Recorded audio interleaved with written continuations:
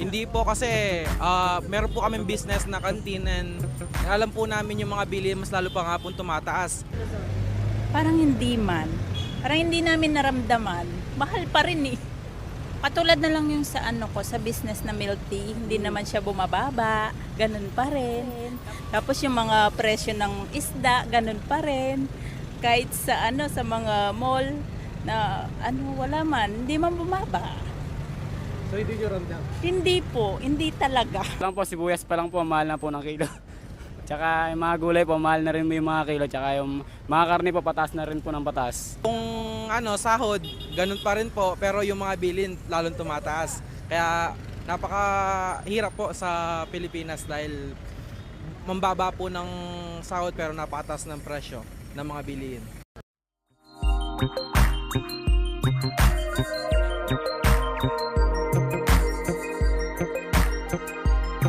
Ang City Health Office, kapartner po namin ng JBL for hypertension and diabetes.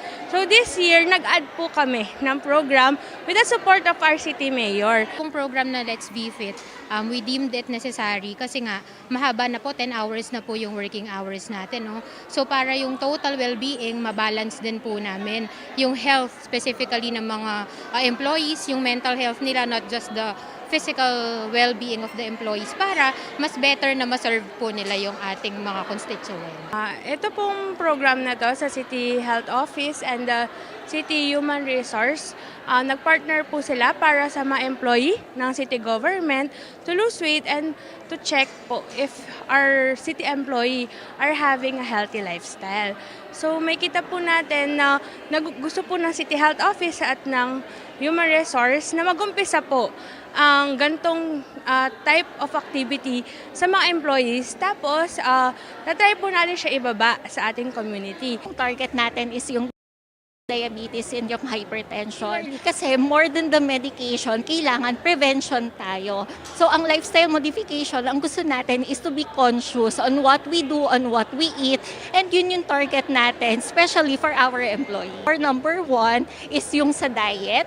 So ang diet kasi lalo na very easy para sa atin bumili ng mga fast food, ng mga unhealthy food choices, no. So ang gusto natin is to develop a habit on looking at the nutrition worth ng mga food na kinakain natin. So most importantly, yung salt content ng food, yung fat content, yung calorie in general, no. So aside dun sa food, yung exercise, again kasi 'di ba, ang work natin usual is 8 to 5. So majority of the time nakaupo lang tayo, and after work we are too tired. So most of the time nakahiga naman. So again, conscious choice to be active. Nag-add pa po ang ating city mayor ng prizes para po ma-encourage yung pagsama po ng mga employees natin dito po sa Let's Be Fit. So may kita po natin na hindi lang po yung exercise, diet, gusto din po namin pati yung mga gantong type of condition like hypertension and diabetes, mabigyan po ng highlight.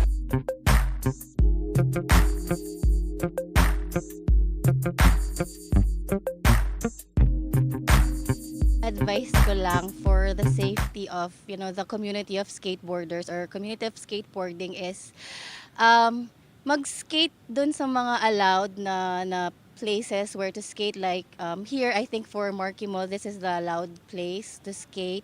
Meron po kaming skate spot sa may Clark Global City, so we have an allowed place there. Sa mga bagong nag-skate, kung makapag-provide po sila ng gears nila and rin po, part of safety rin po sa skateboarding is aralin po yung gagawin, like there's a lot of tutorial po sa YouTube, ganon. So para may idea rin po sila kung ano yung gagawin nila. Ang pwede lang po sana may suggest sa kanila is kung mabibigyan po nila kami ng maayos na paglalaruan. Like yung parang wala pong bawal, yung kahit kami na po sa mga item kung wala pa naman pong sapat na pera pampagawa ng mga skate park, ganon. Okay lang po basta may facilities po kami para yung mga skater dito na engganyo maglaro sa maayos na skate spot po, ganon. sana makapag-provide rin po yung mga officials natin dito na magkaroon po ng skate park para sa mga sa mga skaters. Kasi po for sure if there's a place na ganon like yung sa Palit, for sure po yun yung pupuntahan ng mga nag-skate din po. Is mag-skate na muna po sila sa mga court nila kapag nabigyan na lang po ng mga magagandang pwesto at saka pwedeng paglaruan. Yun na po yung paglalaruan namin. Ngayon po kasi kaya nag-i-skate po yung mga iba't ibang mga crew po sila eh. Kaya nag-i-skate somewhere po sa mga private po kasi po siguro naiisip po nila na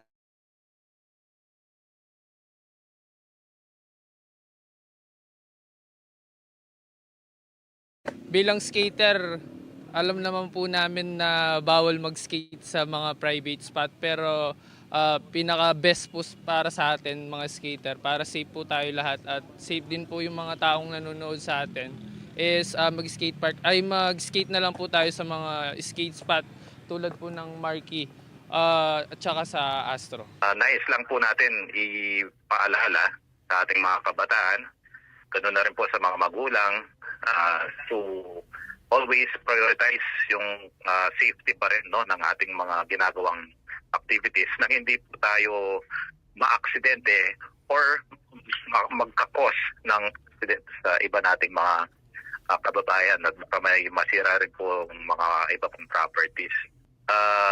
According po kay Mayor John Ladatin,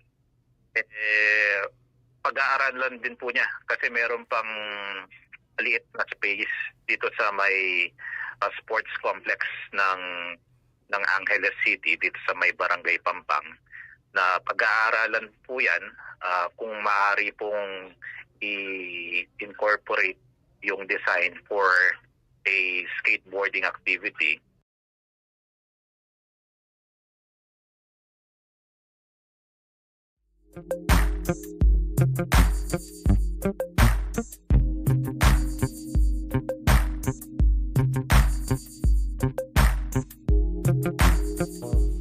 UCLA aims to empower athletes to showcase their talents, enhance their skills, and embody the values of sportsmanship while fostering regional pride.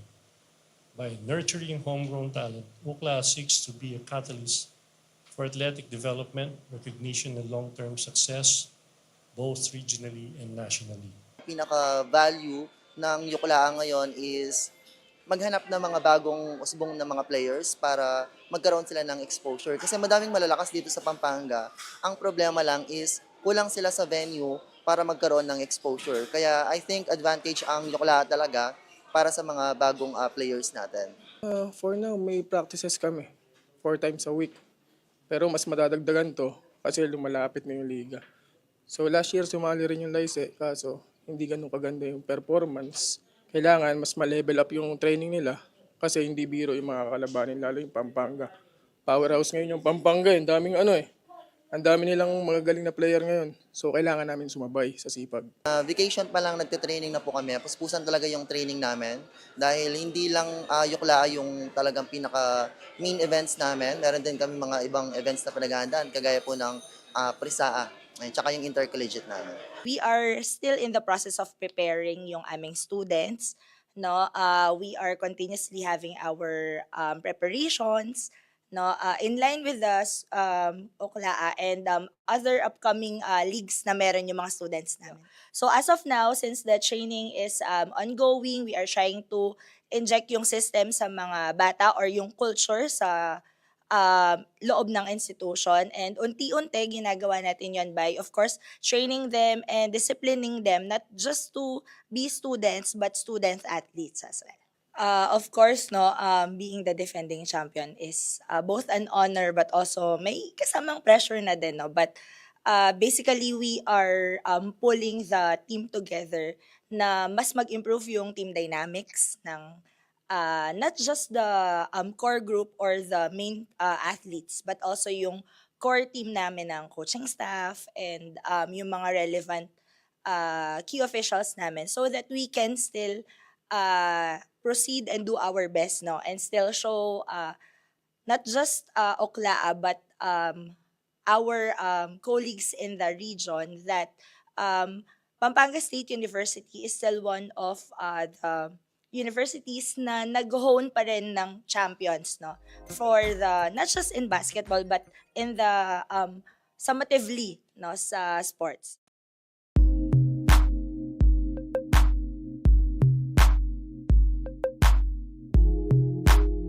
That we're conducting this health and wellness fair for the Laos group of companies.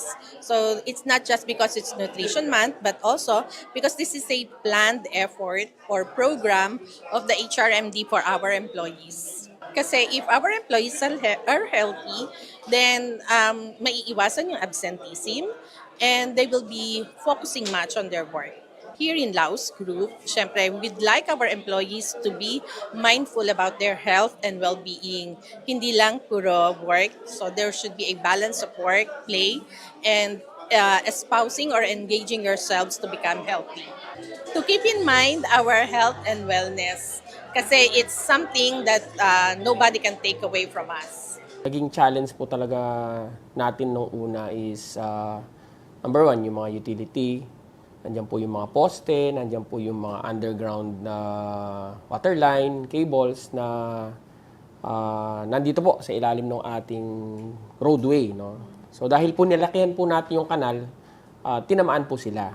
And then eventually, inabutan na rin po tayo ng early onset ng rainy season. Medyo naging isang issue namin nung una dyan, pag may tinamaan po kaming poste, may tinamaan po kaming water line, magkakaroon po ng delay. Ngayon po, with that coordination meeting, napabilis po ang ating implementation dyan sa may government center. Ang pinaka-purpose po ng paglaki ng kanal talaga doon is kung hindi man po natin masiro or ma-prevent, no, ma-minimize po natin yung effect ng flooding doon sa area. Pero nakita po natin na kahit papaano, doon sa na-open po natin na almost 100 meters na nagwo-work na po yun dahil lumaki na po yung kanal. Gusto kong magpasalamat unang-una sa ating mga kasamahan, no? At konting pasensya pa po at konting pag-unawa po. Pag natapos naman po natin yung ating mga proyekto, mas malaking ginhawa po ang ating makakamtan.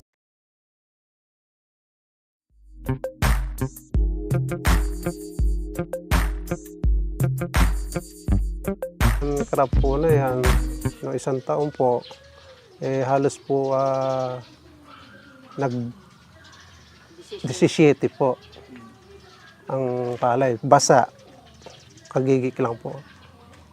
17, hindi po bumaba siya. Maganda pa po yung presyo na yun. Nakakabawi po yung magsasaka. Lumalabas po yung puhunan, kumikita pa po ng malaki-laki. Ngayon po, yung pong presyo po na yan na 5 piso o 7, ala na po, talo po. Katagal ko na pong nagsasaka. Ngayon ko lang po inabutan ng 5 piso at 7. Kaya nga po inaano po nila yung magsasaka. Sinasabayan po nila yung pag-amot ng bigas sa Nueva Ecija yung magsasaka dito. O, siyempre po, pag po may amot sila, kasabay po pag-ani ng Nueva Ecija, masasapol po. O, bababa po yung palay. Ang katuwiran nila, maraming bigas. Ang isang magsasaka ba tulad mo na isang tatay, pinangarap din ba maging magsasaka din kayo? Hindi po. Bakit? Kasi po, kami po magsasaka, naranasan na po namin ang hirap sa magsasaka. Hindi naman po namin ipatutulad yung naranasan po namin sa mga anak namin. I think the local government units and even the national government is trying to do everything to intervene sa problema ito. Ano ba yung gusto natin mangyari? Itaas natin. Ngayon, bibili natin ng 15. Ngayon, yung 15 kada kilo, doon po natin sa bukid mismo bibilin. Yung sariwa, hindi po yung tuyo. Yung sariwa na halos na basa talaga, nagawa natin dati. At yung mga palay na ito, na nabili natin, gagawin natin bigas. At ito po, sa unang pagkakataon, magkakaroon tayo ng rolling stores. Kasi nga, ang gusto ng Pangulo, maging affordable yung bigas . Siyempre, gusto na magsaka, bili mo na mataas. So, kailangan natin ilaban ng parehas. Binibili sa bukid. Para yung magsaka, wala na problema rin sa patutuyuin at saka sa dadalhin. Doon nagkakaroon problema kasi pag inani at hindi binili kagad, yung mga palay, nagkakaroon po ng hindi magandang kondisyon, kaya bumabagsak lalo presyo. The more na hindi po mabibili to, the more na bumabagsak ang presyo. Kaya nga, sasaluhin na natin yun para wala na problema yung magsaka na patutuyuin. At saka may gastos po yung paghakot eh. Tanggalin na natin yun, isama na natin ron sa tinatawag nating provincial subsidy, the form of intervention that we're going to adopt, which we have adopted in 2019, tutuloy natin yan sa 2025. Hindi kami, asunto lang, hindi naman RTL ang problema. Ang problema mo, binaba yung taripa eh. Tapos, kahit manawagan ka na palakasin mo ang NFA, kung ang budget ng NFA nasa 14 billion, wala rin siya magagawa. Yun ang kailangan eh. Ang sinabi ng NFA ngayon, ang binudget sa kanila is same 9 billion din. So anong mangyayari sa 9 billion? Kahit bigyan mo ng mandate ang NFA na magbenta, paano ka makaka-intervene kung ang pera mo ay 9 billion lang? You can only buy good for 10 days na palay na gagawin mong bigas. So, kumbaga wala ring impact kahit ibalik mo yung mandate ng NFA na magbenta kung napakalit naman ang kanyang budget. Pinatupad yung EO 62, sinabi na natin na ang talagang tatamaan doon ay yung farmers dahil for the past 4 months, yung landed cost ng mga imported rice nasa 25 pesos lang eh. Ibig sabihin na 25 pesos, may bebenta ng importers yun. Nasa wholesale market siya at 30 pesos. So, kung 30 pesos ang may bebenta ng mga importers, talagang hindi kakayanin ng millers na mamili ng 16 or even 17 pesos.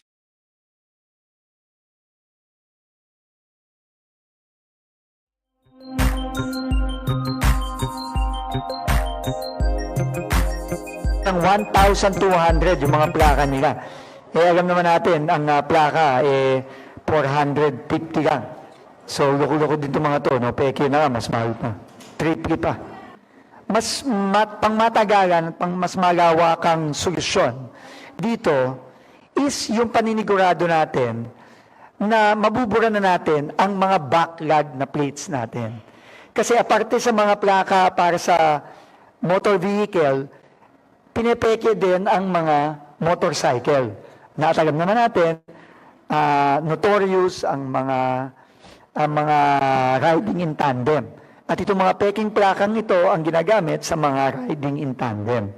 Yung mga hindi pa nakakakuha ng plaka, lalo na sa motorcycles, yung mga matagal nang naghihintay ng kanilang mga plaka, ma-check na nila dito sa LTO tracker natin para malaman nila kung paano nila makukuha yung kanilang matagal nang hinihintay na plaka ng kanilang motorcycles. Pero mapapansin nyo, dito sa lower left, may QR code. Ito yung security feature. So, pagka skinan yung QR code ng totoo, lalabas yung details niya sa LTO application. So itong application na to, i-roll out na rin natin sa ating mga law enforcers, lalo na sa ating HPG, sa ating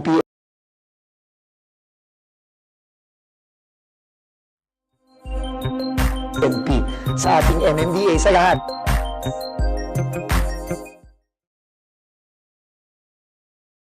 So binibenta nila ng 1,200 yung mga plaka nila. Alam naman natin, ang plaka 400. Kasi meron po kaming business na canteen and alam po namin yung mga bili mas lalo pa nga po tumataas. Parang hindi man. Parang hindi namin naramdaman. Mahal pa rin eh. Katulad na lang yung sa sa business na milk tea, hindi naman siya bumababa, ganun pa rin. Tapos yung mga presyo ng isda, ganun pa rin. Kahit sa sa mga mall na wala man, hindi man bumaba. So hindi nyo ramdam? Hindi po, hindi talaga. Lang po, sibuyas pa lang po, mahal na po ng kilo. Tsaka yung mga gulay po, mahal na rin yung mga kilo. Tsaka yung mga karne po, patas na rin po ng patas. Kung sahod, ganun pa rin po, pero yung mga bilin lalong tumataas. Kaya napakahirap po sa Pilipinas dahil mambaba po ng sahod pero napakataas ng presyo ng mga bilihin.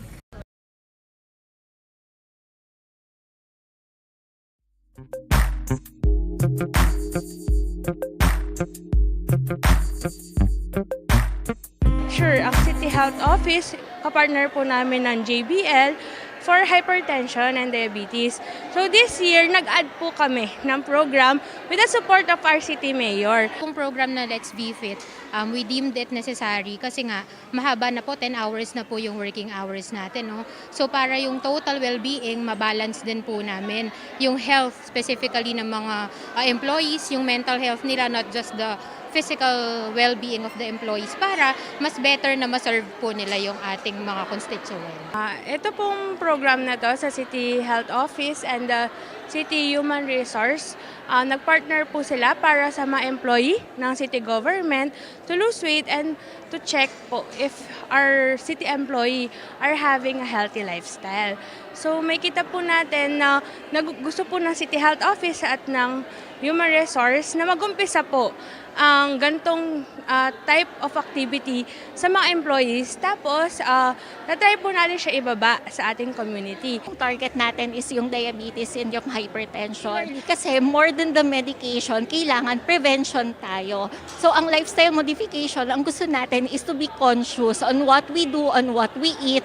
And yun yung target natin, especially for our employees. For number 1 is yung sa diet. So, ang diet kasi lalo na very easy para sa atin bumili ng mga fast food, ng mga unhealthy food choices, no. So ang gusto natin is to develop a habit on looking at the nutrition worth ng mga food na kinakain natin.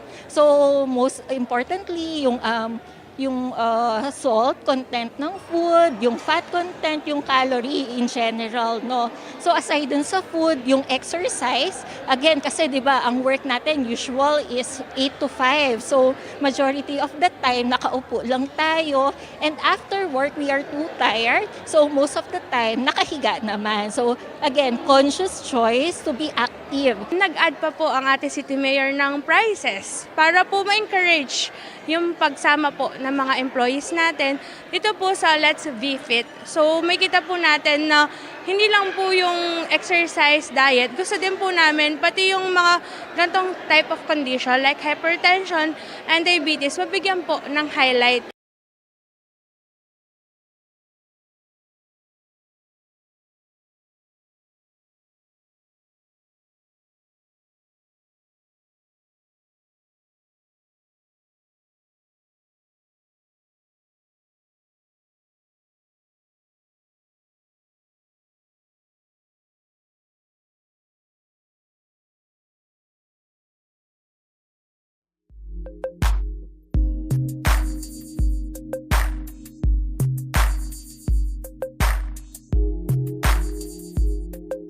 Advice ko lang for the safety of, the community of skateboarders or community of skateboarding is mag-skate dun sa mga allowed na places where to skate. Like here, I think for Marky Mall, this is the allowed place to skate. Meron po kaming skate spot sa may Clark Global City. So we have an allowed place there. Sa mga bagong nag-skate, kung makapag-provide po sila ng gears nila and rin po, part of safety rin po sa skateboarding is aralin po yung gagawin. Like there's a lot of tutorial po sa YouTube, ganon. So para may idea rin po sila kung ano yung gagawin nila. Ang pwede lang po sana may suggest sa kanila is kung mabibigyan po nila kami ng maayos na paglalaruan. Like yung parang wala pong bawal, yung kahit kami na po sa mga item kung wala pa naman pong sapat na pera pampagawa ng mga skate park, ganon. Okay lang po basta may facilities po kami para yung mga skater dito na engganyo maglaro sa maayos na skate spot po, ganon. Sana makapag-provide rin po yung mga officials natin dito na magkaroon po ng skate park para sa mga skaters. Kasi po for sure if there's a place na ganon, like yung sa Palit, for sure po yun yung pupuntahan ng mga nag-skate din po. Is mag-skate na muna po sila sa mga court nila kapag nabigyan na lang po ng mga magagandang pwesto at saka pwedeng paglaruan. yun na po yung paglalaruan namin. Ngayon po kasi kaya nag-i-skate po yung mga iba't ibang mga crew po sila eh. Kaya nag-i-skate somewhere po sa mga private po kasi po siguro naiisip po nila na wala po tayong skate park dito sa Angeles, Pampanga. Kaya siguro kahit san-san na lang po sila nakakapag-skate, ganun. Bilang skater, alam naman po namin na bawal mag-skate sa mga private spot pero pinaka-best po para sa atin mga skater para safe po tayo lahat at safe din po yung mga taong nanonood sa atin is mag-skate na lang po tayo sa mga skate spot tulad po ng Marquee at saka sa Astro. Nais lang po natin ipaalala sa ating mga kabataan, ganoon na rin po sa mga magulang, to always prioritize yung safety pa rin ng ating mga ginagawang activities nang hindi po tayo maaksidente or magkakos ng accident sa iba nating mga kababayan at may masira rin po mga iba pong properties. According po kay Mayor John Ladratin, pag-aaralan din po niya kasi meron pang liit na space dito sa may sports complex ng Angeles City dito sa may Barangay Pampang na pag-aaralan po yan kung maaari pong i-incorporate yung design for a skateboarding activity.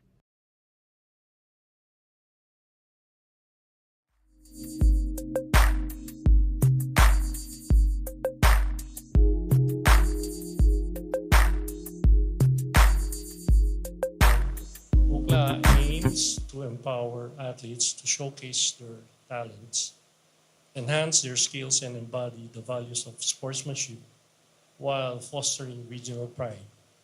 By nurturing homegrown talent, UCLA seeks to be a catalyst for athletic development, recognition, and long-term success, both regionally and nationally. Pinaka-value ng Yukulaan ngayon is maghanap ng mga bagong usbong na mga players para magkaroon sila ng exposure. Kasi madaming malalakas dito sa Pampanga. Ang problema lang is kulang sila sa venue para magkaroon ng exposure. Kaya I think advantage ang Yukulaan talaga para sa mga bagong players natin. For now, may practices kami 4 times a week. Pero mas madadagdagan to kasi lumalapit na yung liga. So last year sumali rin yung Lycée kaso hindi ganun kaganda yung performance. Kailangan mas ma-level up yung training nila kasi hindi biro yung mga kalabanin lalo yung Pampanga.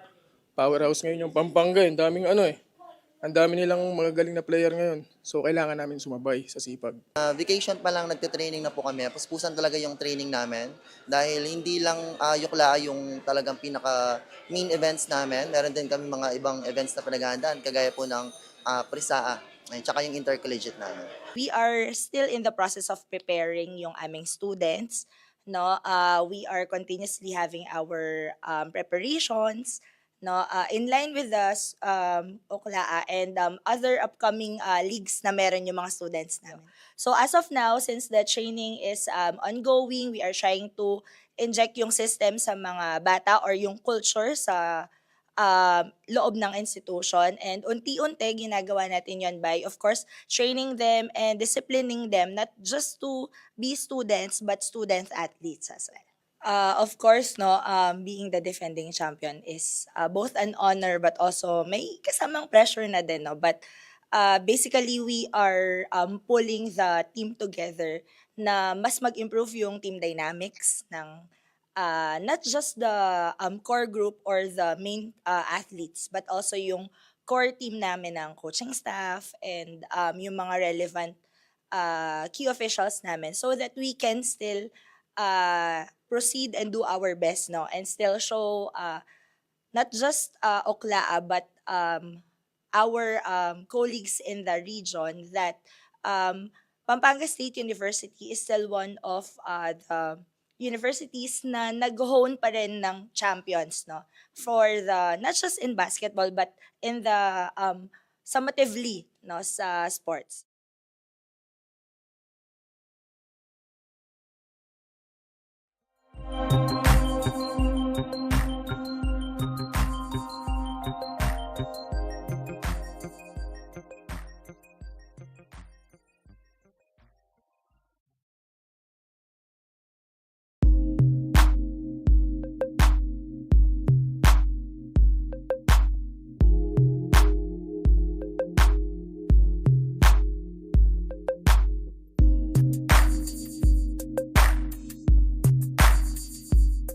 that we're conducting this health and wellness fair for the Laos group of companies. So it's not just because it's Nutrition Month, but also because this is a planned effort or program of the HRMD for our employees. Kasi if our employees are healthy, then maiiwasan yung absenteeism and they will be focusing much on their work.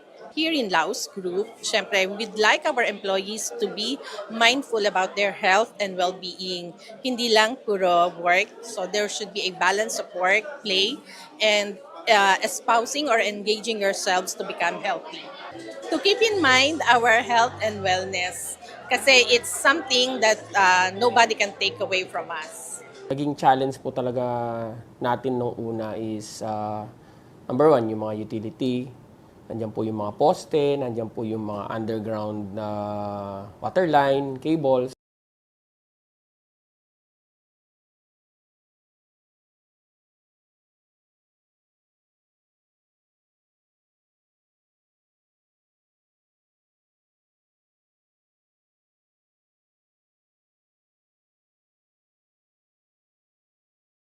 Na nandito po sa ilalim ng ating roadway, no?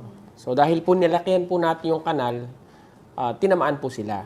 And then eventually inabutan na rin po tayo ng early onset ng rainy season. Medyo naging isang issue namin nung una diyan pag may tinamaan po kaming poste, may tinamaan po kaming water line, magkakaroon po ng delay. Ngayon po, with that coordination meeting, napabilis po ang ating implementation dyan sa may government center. Ang pinaka-purpose po ng paglaki ng kanal talaga doon is kung hindi man po natin masiro or ma-prevent, no, ma-minimize po natin yung effect ng flooding doon sa area. Pero nakita po natin na kahit papaano, doon sa na-open po natin na almost 100 meters na nagwo-work na po yun dahil lumaki na po yung kanal. Gusto kong magpasalamat unang-una sa ating mga kasamahan, no? At konting pasensya pa po at konting pag-unawa po. Pag natapos naman po natin yung ating mga proyekto, mas malaking ginhawa po ang ating makakamtan.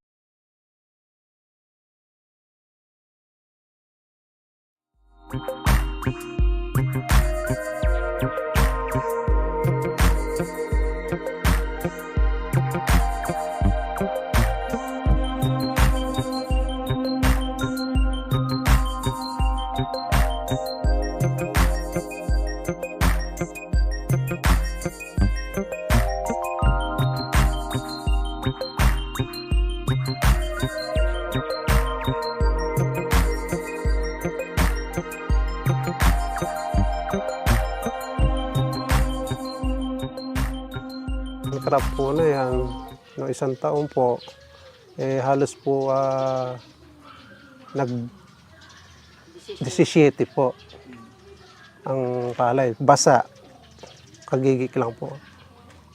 17, hindi po bumaba siya. Maganda pa po yung presyo na yun. Nakakabawi po yung magsasaka. Lumalabas po yung puhunan, kumikita pa po ng malaki-laki. Ngayon po, yung pong presyo po na yan na 5 piso o 7, ala na po, talo po. Katagal ko na pong nagsasaka. Ngayon ko lang po inabutan ng 5 piso at 7. Kaya nga po inaano po nila yung magsasaka.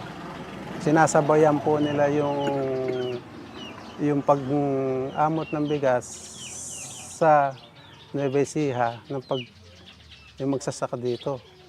O, siyempre po, pag pumiamot sila, kasabay po pag-ani ng Nueva Ecija, masasapol po. O, bababa po yung palay. Ang katwiran nila, maraming bigas.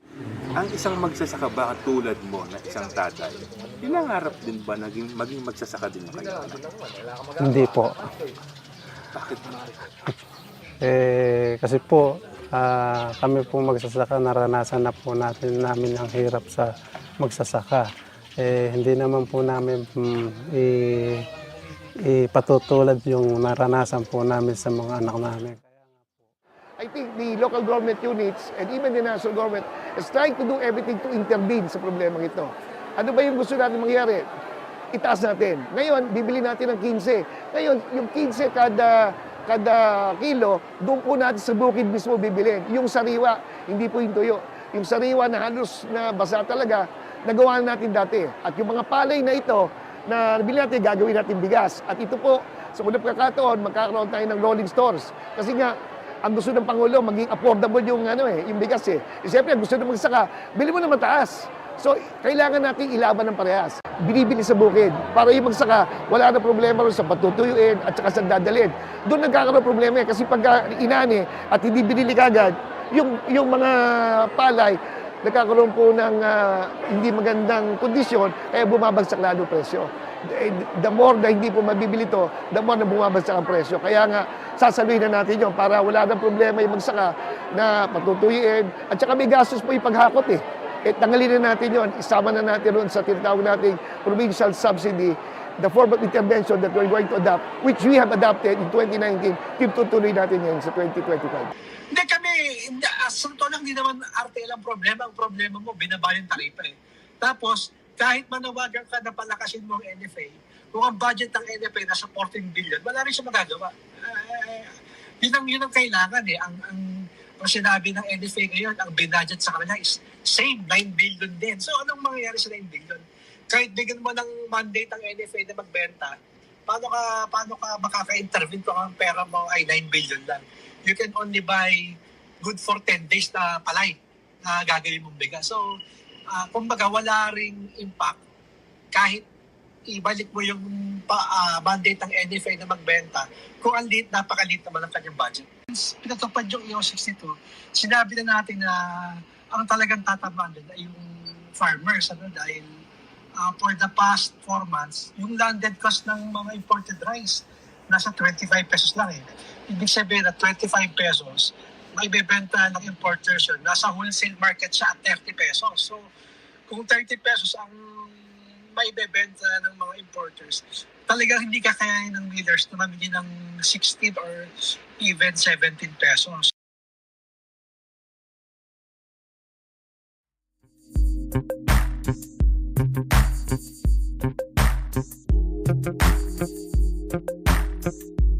Advice ko lang for the safety of, the community of skateboarders or community of skateboarding is mag-skate dun sa mga allowed na places where to skate. Like here, I think for Marky Mall, this is the allowed place to skate. Meron po kaming skate spot sa may Clark Global City. So we have an allowed place there. Sa mga bagong nag-skate, kung makapag-provide po sila ng gears nila and rin po, part of safety rin po sa skateboarding is aralin po yung gagawin. Like there's a lot of tutorial po sa YouTube, ganon. So para may idea rin po sila kung ano yung gagawin nila. Ang pwede lang po sana may suggest sa kanila is kung mabibigyan po nila kami ng maayos na paglalaruan. Like yung parang wala pong bawal, yung kahit kami na po sa mga item kung wala pa naman pong sapat na pera pampagawa ng mga skate park, ganon. Okay lang po basta may facilities po kami para yung mga skater dito na engganyo maglaro sa maayos na skate spot po, ganon. Sana makapag-provide rin po yung mga officials natin dito na magkaroon po ng skate park para sa mga skaters. Kasi po for sure if there's a place na ganon like yung sa Palit, for sure po yun yung pupuntahan ng mga nag-skate din po. Is mag-skate na muna po sila sa mga court nila kapag nabigyan na lang po ng mga magagandang pwesto at saka pwedeng paglaruan. Yun na po yung paglalaruan namin. Ngayon po kasi kaya nag-i-skate po yung mga iba't ibang mga crew po sila eh. Kaya nag-i-skate somewhere po sa mga private kasi po siguro naiisip po nila na wala po tayong skate park dito sa Angeles, Pampanga. Kaya siguro kahit san-san na lang po sila nakakapag-skate, ganon. Bilang skater, alam naman po namin na bawal mag-skate sa mga private spot pero pinaka-best po para sa atin mga skater, para safe po tayo lahat at safe din po yung mga taong nanonood sa atin is mag-skate na lang po tayo sa mga skate spot tulad po ng Marky at saka sa Astro. Nais lang po natin ipaalala sa ating mga kabataan, ganoon na rin po sa mga magulang, to always prioritize yung safety pa rin, no, ng ating mga ginagawang activities na hindi po tayo maaksidente or magkakos ng accident sa iba nating mga kababayan at baka may masira rin po mga iba pong properties. According po kay Mayor John Ladratin, pag-aaralan din po niya kasi meron pang maliit na space dito sa may sports complex ng Angeles City dito sa may Barangay Pampang na pag-aaralan po yan kung maaari pong i-incorporate yung design for a skateboarding activity. Yearly po, meron po lecture ang City Health Office, kapartner po namin ng JBL, for hypertension and diabetes. So this year, nag-add po kami ng program with the support of our city mayor. Yung program na Let's Be Fit, we deemed it necessary kasi nga mahaba na po, 10 hours na po yung working hours natin. No? So para yung total well-being, mabalance din po namin. Yung health specifically ng mga employees, yung mental health nila, not just the physical well-being of the employees para mas better na maserve po nila yung ating mga constituents. Ito pong program na to sa City Health Office and the City Human Resource, nagpartner po sila para sa mga employee ng city government to lose weight and to check po if our city employee are having a healthy lifestyle.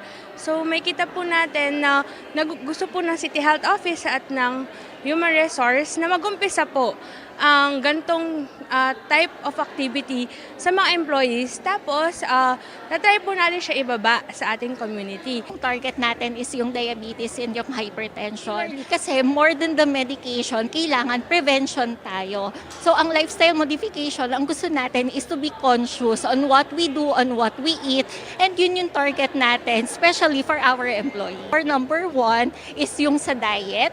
So ang diet kasi lalo na very easy para sa atin bumili ng mga fast food, ng mga unhealthy food choices, no. So ang gusto natin is to develop a habit on looking at the nutrition worth ng mga food na kinakain natin. So most importantly, yung salt content ng food, yung fat content, yung calorie in general, no. So aside dun sa food, yung exercise, again kasi 'di ba, ang work natin usual is 8 to 5. So majority of the time nakaupo lang tayo, and after work we are too tired. So most of the time nakahiga naman. So again, conscious choice to be active. Nag-add pa po ang ating City Mayor ng prizes para po ma-encourage yung pagsama po ng mga employees natin dito po sa Let's Be Fit. So may kita po natin na hindi lang po yung exercise, diet, gusto din po namin pati yung mga gantong type of condition like hypertension and diabetes, mabigyan po ng highlight. This is the second year that we're conducting this health and wellness fair for the Laos group of companies. So it's not just because it's Nutrition Month, but also because this is a planned effort or program of the HRMD for our employees. Kasi if our employees are healthy, then maiiwasan yung absenteeism and they will be focusing much on their work. Here in Laos Group, syempre, we'd like our employees to be mindful about their health and well-being.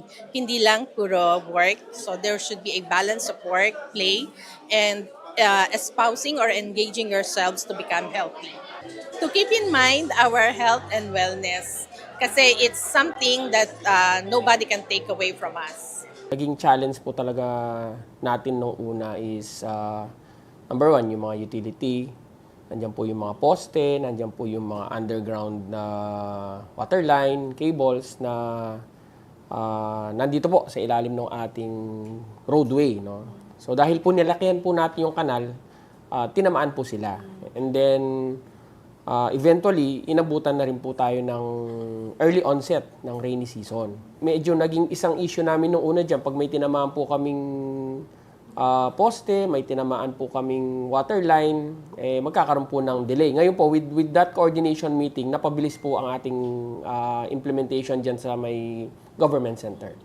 Ang pinaka-purpose po ng paglaki ng kanal talaga doon is kung hindi man po natin masiro or ma-prevent no, ma-minimize po natin yung effect ng flooding dun sa area. Pero nakita po natin na kahit papaano with dun sa na-open po natin na almost 100 meters na nagwo-work na po yun dahil lumaki na po yung kanal. Gusto ko pong magpasalamat unang-una sa ating mga kasamahan, no? At konting pasensya pa po at konting pag-unawa po.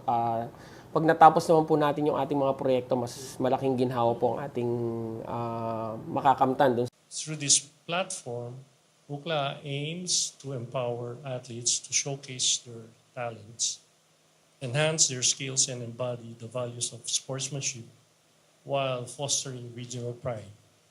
By nurturing homegrown talent, UCLA seeks to be a catalyst for athletic development, recognition, and long-term success, both regionally and nationally. Pinaka-value ng UCLA ngayon is maghanap ng mga bagong usbong na mga players para magkaroon sila ng exposure. Kasi madaming malalakas dito sa Pampanga.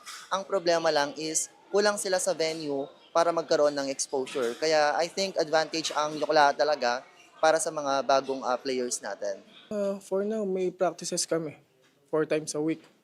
Pero mas madadagdagan to kasi lumalapit na yung liga. So last year sumali rin yung Lycée, kaso hindi ganun kaganda yung performance. Kailangan mas ma-level up yung training nila kasi hindi biro yung mga kalabanin, lalo yung Pampanga. Powerhouse ngayon yung Pampanga, ang daming ang dami nilang mga galing na player ngayon. So kailangan namin sumabay sa sipag. Vacation pa lang nagte-training na po kami. Puspusan talaga yung training namin dahil hindi lang UCLA yung talagang pinaka main events namin. Meron din kami mga ibang events na pinaghahandaan kagaya po ng Prisaa. Tsaka yung intercollegiate namin. We are still in the process of preparing yung aming students. No, we are continuously having our preparations. No, in line with the UCLA and other upcoming leagues na meron yung mga students namin. So as of now, since the training is ongoing, we are trying to inject yung system sa mga bata or yung culture sa loob ng institution, and unti-unti ginagawa natin yon by, of course, training them and disciplining them not just to be students but student athletes as well. Of course, no, being the defending champion is both an honor but also may kasamang pressure na din, no? But basically, we are pulling the team together na mas mag-improve yung team dynamics ng not just the core group or the main athletes, but also yung core team namin ng coaching staff and yung mga relevant key officials namin, so that we can still proceed and do our best, no, and still show not just UCLA but our colleagues in the region that Pampanga State University is still one of the universities na nag-hone pa rin ng champions, no, for the not just in basketball but in the summatively, no, sa sports. Katulad po nung second crop po na yan, no, 1 taon po, halos po nag-17 po ang palay. Basa, kagigik lang po. 17, hindi po bumaba siya. Maganda pa po yung presyo na yun. Nakakabawi po yung magsasaka. Lumalabas po yung puhunan, kumikita pa po ng malaki-laki. Ngayon,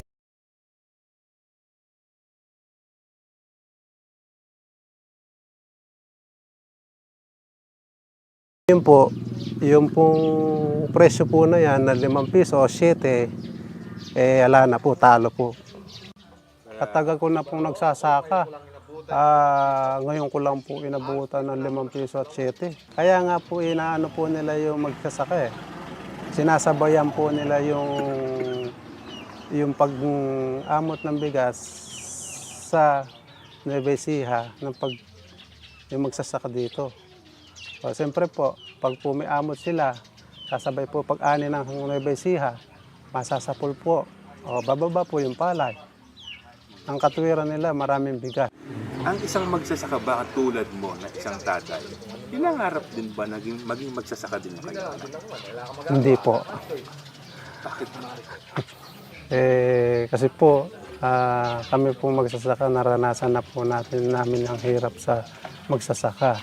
Hindi naman po namin ipatutulad yung naranasan po namin sa mga anak namin. I think the local government units and even the national government is trying to do everything to intervene sa problema ito. Ano ba yung gusto natin mangyari? Itaas natin. Ngayon, bibili natin ng 15. Ngayon, yung 15 kada kilo, doon po natin sa bukid mismo bibilin. Yung sariwa, hindi po yung tuyo. Yung sariwa na halos na basa talaga, nagawa natin dati. At yung mga palay na ito, na nabili natin, gagawin natin bigas. At ito po, sa unang pagkakataon, magkakaroon tayo ng rolling stores. Kasi nga, ang gusto ng Pangulo, maging affordable yung, yung bigas eh. Siyempre, gusto ng magsaka, bili mo na mataas. So, kailangan natin ilaban ng parehas. Binibili sa bukid. Para yung magsaka, wala na problema rin sa patutuyuin at saka sa dadalhin. Doon nagkakaroon problema eh. Kasi pag inani at hindi binili kagad, yung mga palay, nagkakaroon po ng hindi magandang kondisyon, kaya bumabagsak lalo presyo. The more na hindi po mabibili to, the more na bumabagsak ang presyo. Kaya nga, sasabihin na natin yun para wala nang problema yung magsaka na patutuyin. At saka may gastos po yung paghakot eh. Tanggalin na natin yun. Isama na natin ron sa tinatawag nating provincial subsidy, the form of intervention that we're going to adopt, which we have adopted in 2019. Tutuloy natin yan sa 2020.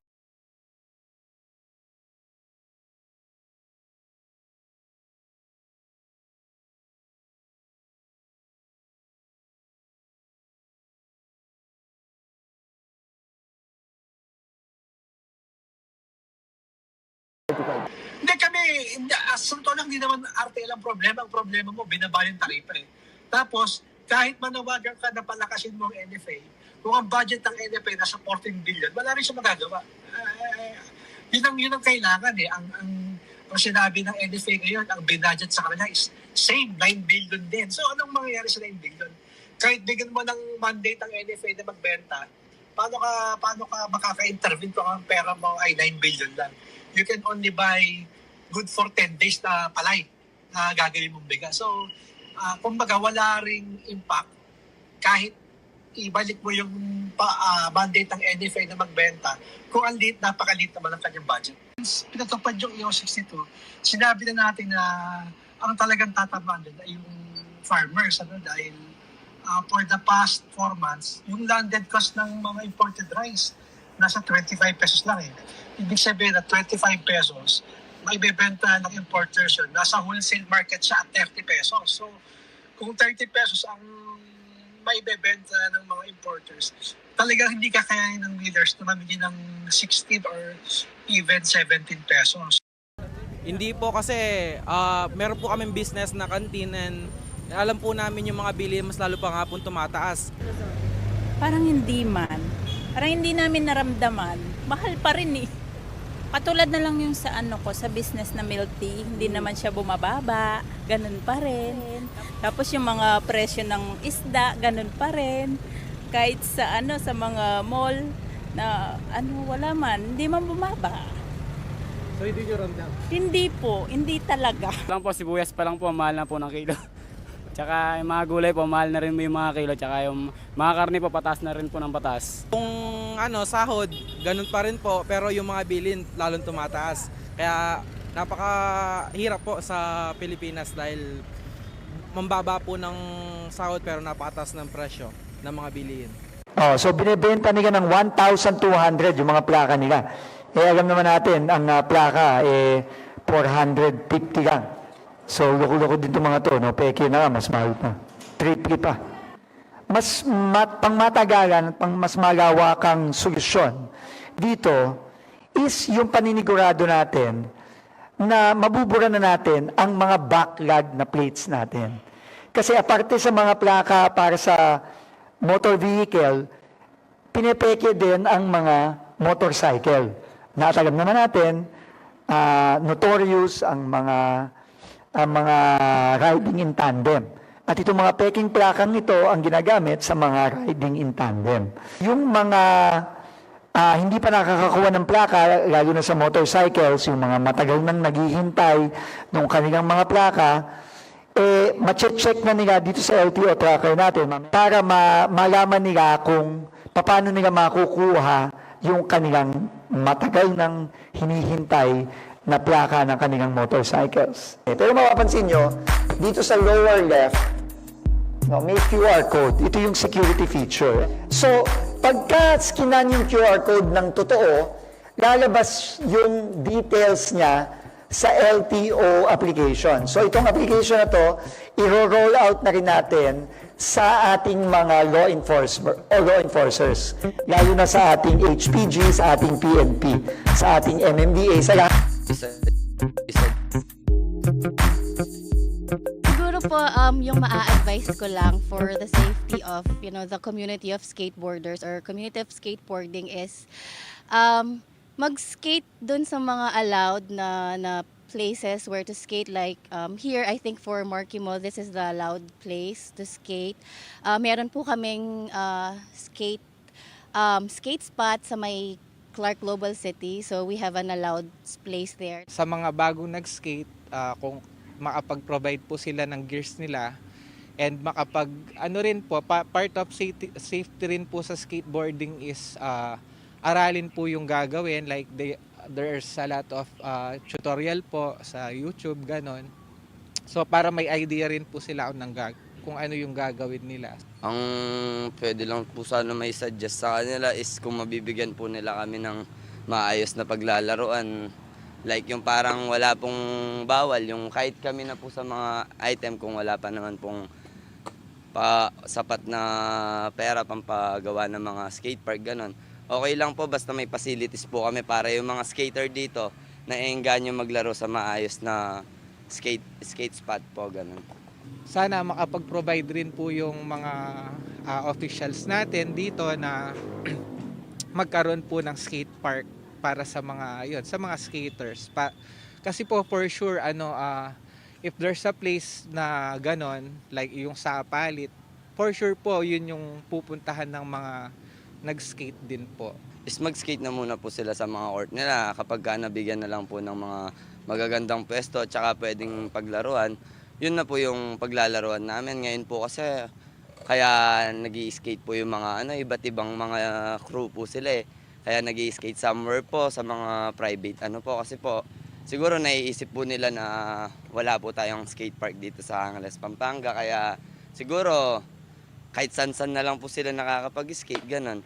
Bilang skater, alam naman po namin na bawal mag-skate sa mga private spot, pero pinaka-best po para sa atin mga skater, para safe po tayo lahat at safe din po yung mga taong nanonood sa atin, is mag-skate na lang po tayo sa mga skate spot tulad po ng Marquee at saka sa Astro. Nais lang po natin ipaalala sa ating mga kabataan, ganoon na rin po sa mga magulang, to always prioritize yung safety pa rin ng ating mga ginagawang activities na hindi po tayo ma-aksidente or magkakos ng accident sa iba nating mga kababayan at may masira rin po mga iba pong properties. According po kay Mayor John Ladrapin, pag-aaralan din po niya kasi meron pang liit na space dito sa may sports complex ng Angeles City dito sa may Barangay Pampang na pag-aaralan po yan kung maaari pong i-incorporate yung design for a skateboarding activity. Yearly po, meron po lecture ang City Health Office, kapartner po namin ng JBL, for hypertension and diabetes. So this year, nag-add po kami ng program with the support of our city mayor. Kung program na Let's Be Fit, we deemed it necessary kasi nga mahaba na po, 10 hours na po yung working hours natin. No? So para yung total well-being, mabalance din po namin. Yung health specifically ng mga employees, yung mental health nila, not just the physical well-being of the employees para mas better na maserve po nila yung ating mga constituents. Ito pong program na to sa City Health Office and the City Human Resource. Nagpartner po sila para sa mga employee ng city government to lose weight and to check po if our city employee are having a healthy lifestyle. So may kita po natin na gusto po ng City Health Office at ng Human Resource na magumpisa po ang gantong type of activity sa mga employees. Tapos, na-try po natin siya ibaba sa ating community. Ang target natin is yung diabetes and yung hypertension. Kasi more than the medication, kailangan prevention tayo. So ang lifestyle modification, ang gusto natin is to be conscious on what we do, on what we eat, and yun yung target natin, especially for our employees. Our number one is yung sa diet. So ang diet kasi lalo na very easy para sa atin bumili ng mga fast food, ng mga unhealthy food choices, no. So ang gusto natin is to develop a habit on looking at the nutrition worth ng mga food na kinakain natin. So most importantly yung salt content ng food, yung fat content, yung calorie in general, no. So aside dun sa food, yung exercise, again kasi 'di ba, ang work natin usual is 8 to 5. So majority of the time nakaupo lang tayo, and after work we are too tired. So most of the time nakahiga naman. So again, conscious choice to be active. Nag-add pa po ang ating City Mayor ng prizes para po ma-encourage yung pagsama po ng mga employees natin dito po sa Let's Be Fit. So may kita po natin na hindi lang po yung exercise, diet, gusto din po namin pati yung mga gantong type of condition like hypertension and diabetes, mabigyan po ng highlight. This is the second year that we're conducting this health and wellness fair for the Laos group of companies. So it's not just because it's Nutrition Month, but also because this is a planned effort or program of the HRMD for our employees. Kasi if our employees are healthy, then maiiwasan yung absenteeism and they will be focusing much on their work. Here in Laos Group, syempre, we'd like our employees to be mindful about their health and well-being. Hindi lang puro work, so there should be a balance of work, play, and espousing or engaging yourselves to become healthy. To keep in mind our health and wellness, kasi it's something that nobody can take away from us. Naging challenge po talaga natin nung una is number one, yung mga utility. Nandiyan po yung mga poste, nandiyan po yung mga underground na water line, cables na nandito po sa ilalim ng ating roadway, no? So dahil po nilakihan po natin yung kanal, tinamaan po sila. And then eventually inabutan na rin po tayo ng early onset ng rainy season. Medyo naging isang issue namin nung una diyan pag may tinamaan po kaming poste, may tinamaan po kaming water line, magkakaroon po ng delay. Ngayon po, with that coordination meeting, napabilis po ang ating implementation dyan sa may government center. Ang pinaka-purpose po ng paglaki ng kanal talaga doon is kung hindi man po natin masiro or ma-prevent, no, ma-minimize po natin yung effect ng flooding doon sa area. Pero nakita po natin na kahit papaano, doon sa na-open po natin na almost 100 meters na nagwo-work na po yun dahil lumaki na po yung kanal. Gusto kong magpasalamat unang-una sa ating mga kasamahan, no? At konting pasensya pa po at konting pag-unawa po. Pag natapos naman po natin yung ating mga proyekto, mas malaking ginhawa po ang ating makakamtan doon. Through this platform, UCLA aims to empower athletes to showcase their talents, enhance their skills, and embody the values of sportsmanship while fostering regional pride. By nurturing homegrown talent, UCLA seeks to be a catalyst for athletic development, recognition, and long-term success, both regionally and nationally. Pinaka-value ng UCLA ngayon is maghanap ng mga bagong usbong na mga players para magkaroon sila ng exposure. Kasi madaming malalakas dito sa Pampanga. Ang problema lang is kulang sila sa venue para magkaroon ng exposure. Kaya I think advantage ang UCLA talaga para sa mga bagong players natin. For now, may practices kami 4 times a week. Pero mas madadagdagan to kasi lumalapit na yung liga. So last year sumali rin yung Laise, kaso hindi ganun kaganda yung performance. Kailangan mas ma-level up yung training nila Kasi hindi biro yung mga kalabanin, lalo yung Pampanga. Powerhouse ngayon yung Pampanga, ang daming ang dami nilang magagaling na player ngayon. So kailangan namin sumabay sa sipag. Vacation pa lang nagte-training na po kami. Puspusan talaga yung training namin dahil hindi lang Yukla yung talagang pinaka main events namin. Meron din kami mga ibang events na pinaghahandaan kagaya po ng Prisaa at saka yung intercollegiate namin. We are still in the process of preparing yung aming students. No, we are continuously having our preparations. No, in line with the Oklaa and other upcoming leagues na meron yung mga students namin. So as of now, since the training is ongoing, we are trying to inject yung system sa mga bata or yung culture sa loob ng institution, and unti-unti ginagawa natin yon by, of course, training them and disciplining them, not just to be students but student athletes as well. Of course, no, being the defending champion is both an honor but also may kasamang pressure na din, no? But basically, we are pulling the team together na mas mag-improve yung team dynamics ng not just the core group or the main athletes, but also yung core team namin ng coaching staff and yung mga relevant key officials namin, so that we can still proceed and do our best, no, and still show not just Oklaa but our colleagues in the region that Pampanga State University is still one of the universities na nag-hone pa rin ng champions, no, for the not just in basketball but in the summatively, no, sa sports. Katulad po nung second crop po na yan, no, isang taon po, halos po nag-17 po ang palay. Basa, kagigik lang po. 17, hindi po bumaba siya. Maganda pa po yung presyo na yun. Nakakabawi po yung magsasaka. Lumalabas po yung puhunan, kumikita pa po ng malaki-laki. Ngayon po, yung pong presyo po na yan na 5 piso o 7, ala na po, talo po. Katagal ko na pong nagsasaka.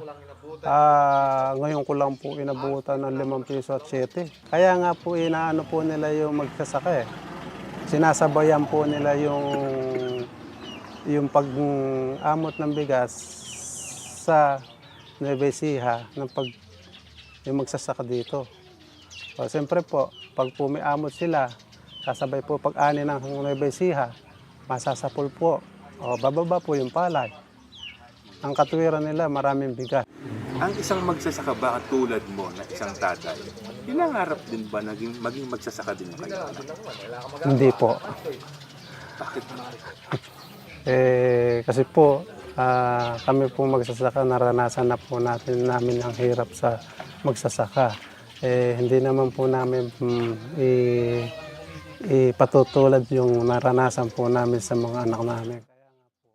I think the local government units and even the national government is trying to do everything to intervene sa problema ito. Ano ba yung gusto natin mangyari? Itaas natin. Ngayon, bibili natin ng 15. Ngayon, yung 15 kada kilo, doon po natin sa bukid mismo bibilin. Yung sariwa, hindi po yung tuyo. Yung sariwa na halos na basa talaga, nagawa natin dati. At yung mga palay na ito, na nabili natin, gagawin natin bigas. At ito po, sa unang pagkakataon, magkakaroon tayo ng rolling stores. Kasi nga, ang gusto ng Pangulo, maging affordable yung, yung bigas . Siyempre, gusto ng magsaka, bili mo na mataas. So, kailangan natin ilaban ng parehas. Binibili sa bukid. Para yung magsaka, wala na problema rin sa patutuyuin at saka sa dadalhin. Doon nagkakaroon problema kasi pagka inani at hindi binili kagad, yung mga palay, nagkakaroon po ng hindi magandang kondisyon, kaya bumabagsak lalo presyo. The more na hindi po mabibili ito, the more na bumabagsak ang presyo. Kaya nga, sasaluhin na natin yun para wala nang problema yung magsaka na patutuyin. At saka may gastos po yung paghakot . Tanggalin na natin yun, isama na natin ron sa tinatawag nating provincial subsidy, the form of intervention that we're going to adopt, which we have adopted in 2019, tutuloy natin ngayon sa 2025. Hindi kami, asunto lang, hindi naman RTL ang problema. Ang problema mo, binaba yung taripa .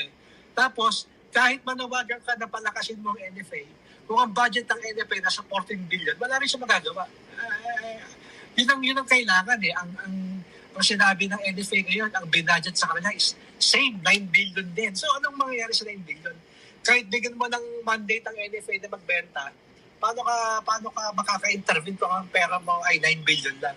You can only buy good for 10 days na palay na gagawin mong bigas. So, kumbaga wala ring impact kahit ibalik mo yung mandate ng NFA na magbenta kung napakaliit naman ang kanyang budget. Pinatupad yung EO 62, sinabi na natin na ang talagang tatamaan din ay yung farmers dahil for the past 4 months, yung landed cost ng mga imported rice nasa 25 pesos lang eh.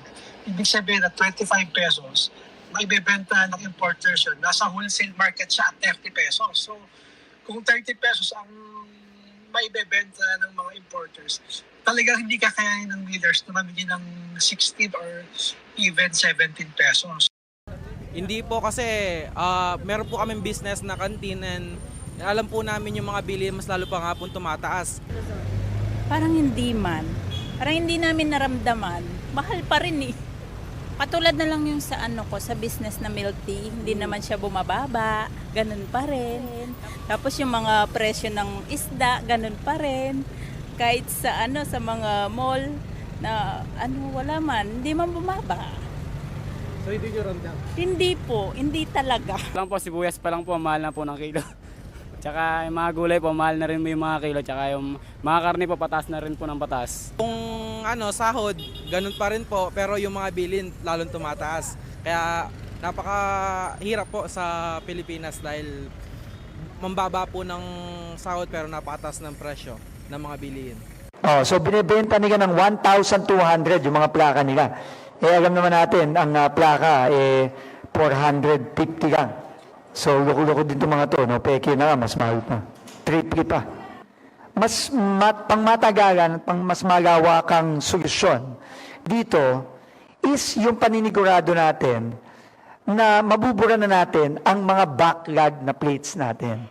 Kasi aparte sa mga plaka para sa motor vehicle, pinepeke din ang mga motorcycle.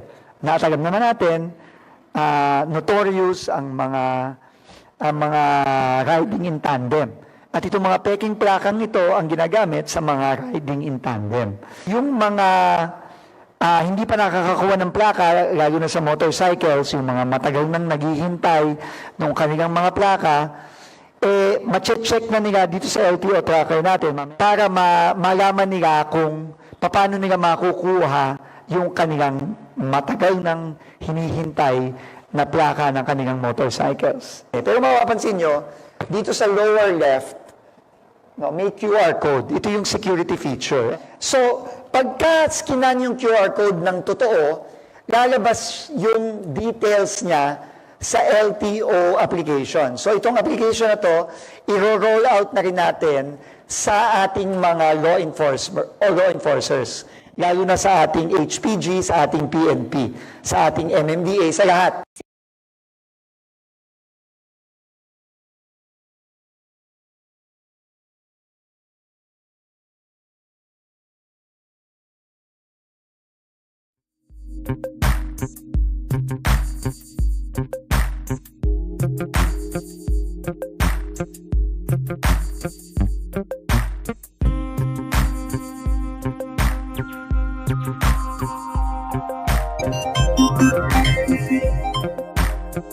Magandang umaga mula sa Pag-asa Weather Forecasting Center. Ito ng ating update sa magiging tayo ng panahon sa susunod na 24 oras.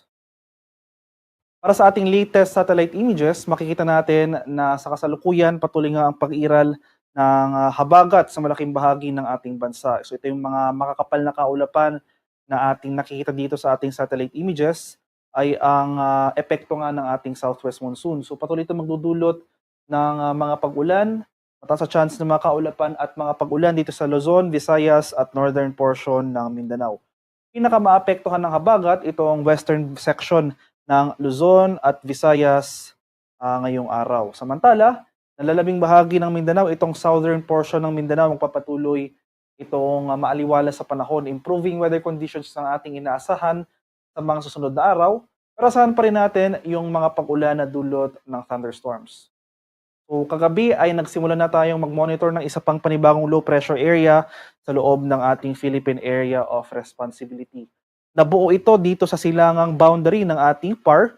Latest location natin kaninang alas 3 ng umaga. Nasa layo ito ng 1,140 kilometers silangan ng southeastern Luzon. So analysis natin sa ngayon, maliit pa yung chance na maging bagyo ito within the next 24 hours. At yung scenario natin, patuloy yung generally northwestward or yung pahilagang kanlurang paggalaw, and then northward or pahilagang paggalaw nito.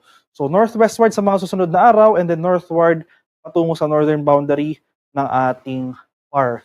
So yung scenario rin dito para sa ngayon, mananatiling malayo ito sa ating bansa at wala tayong inaasang direktang epekto sa ngayon.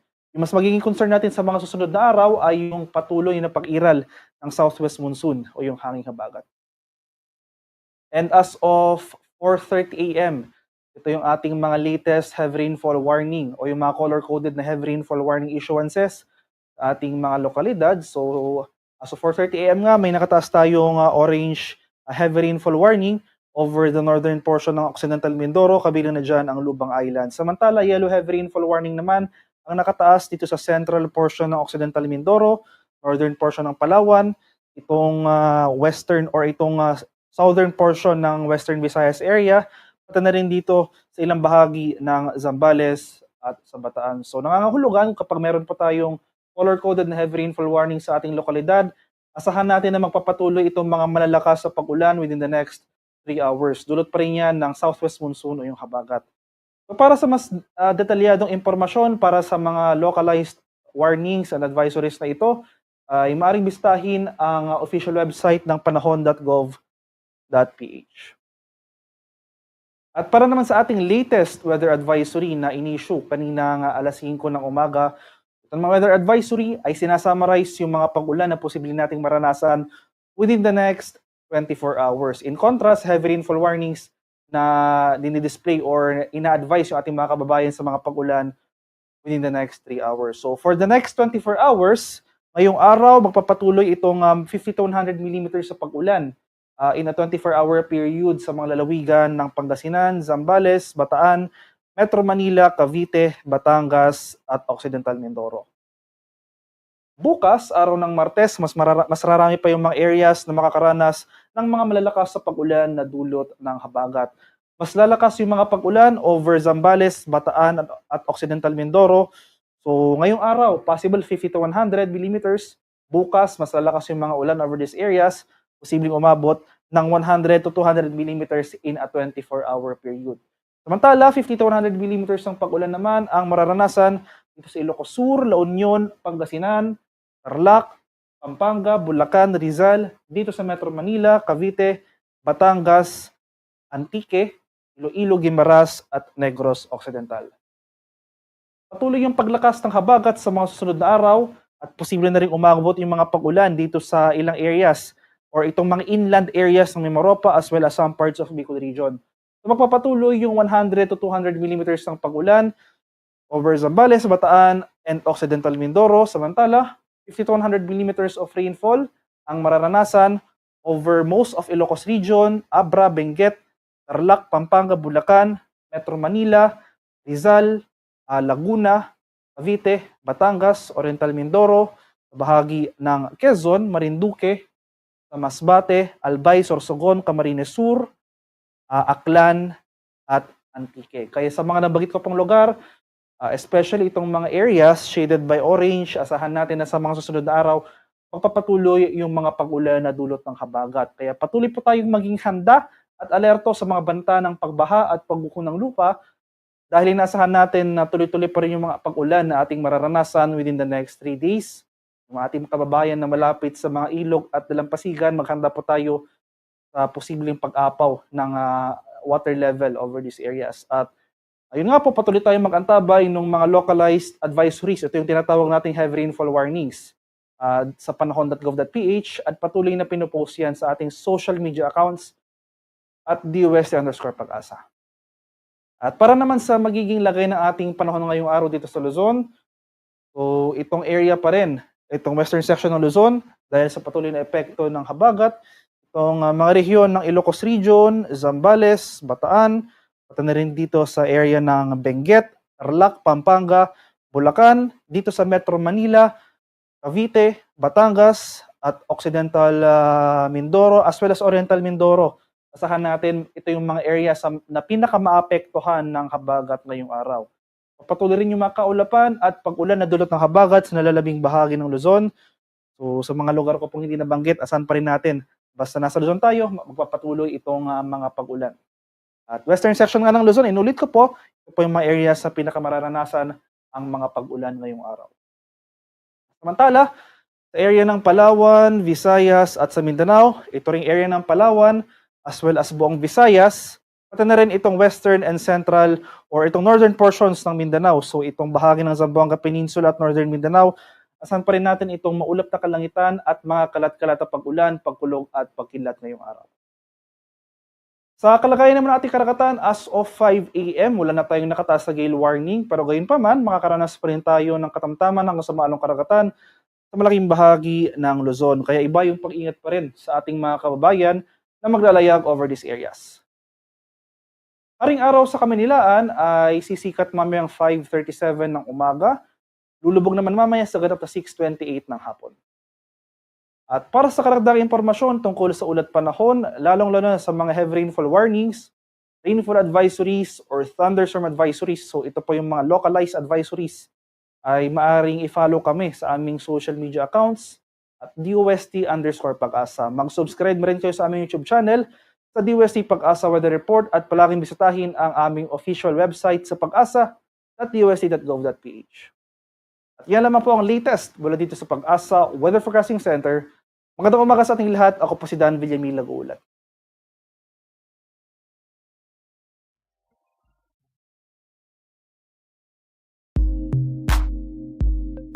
Advice ko lang for the safety of the community of skateboarders or community of skateboarding is mag-skate dun sa mga allowed na places where to skate, like here I think for Marquee Mall, this is the allowed place to skate.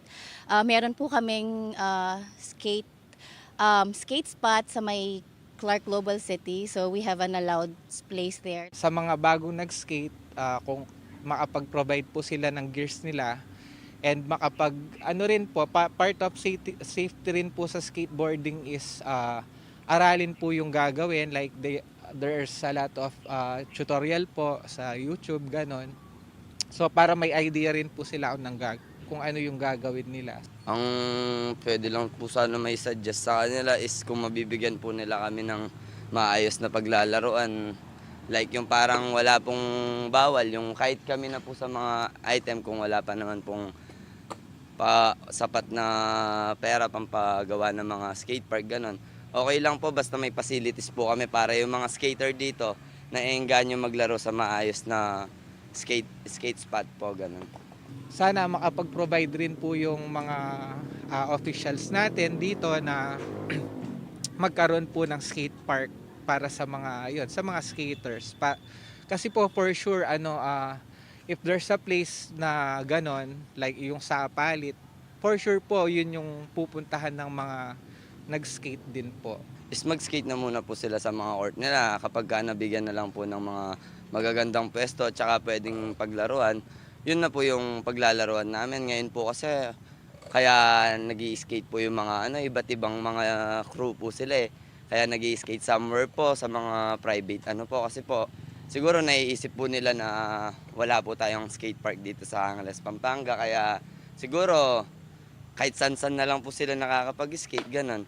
Bilang skater, alam naman po namin na bawal mag-skate sa mga private spot, pero pinaka-best po para sa atin mga skater, para safe po tayo lahat at safe din po yung mga taong nanonood sa atin, is mag-skate na lang po tayo sa mga skate spot tulad po ng Marquee at saka sa Astro. Nais lang po natin ipaalala sa ating mga kabataan, ganoon na rin po sa mga magulang, to always prioritize yung safety pa rin ng ating mga ginagawang activities na hindi po tayo ma-aksidente or magkakos ng accident sa iba nating mga kababayan at may masira rin po mga iba pong properties.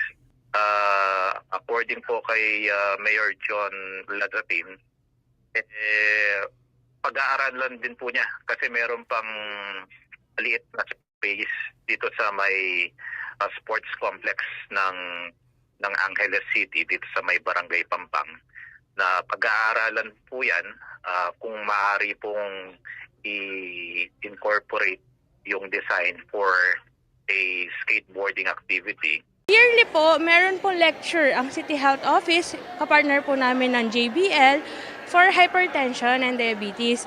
So this year, nag-add po kami ng program with the support of our city mayor. Kung program na Let's Be Fit, we deemed it necessary kasi nga mahaba na po, 10 hours na po yung working hours natin. No? So para yung total well-being, mabalance din po namin. Yung health specifically ng mga employees, yung mental health nila, not just the physical well-being of the employees para mas better na maserve po nila yung ating mga constituent.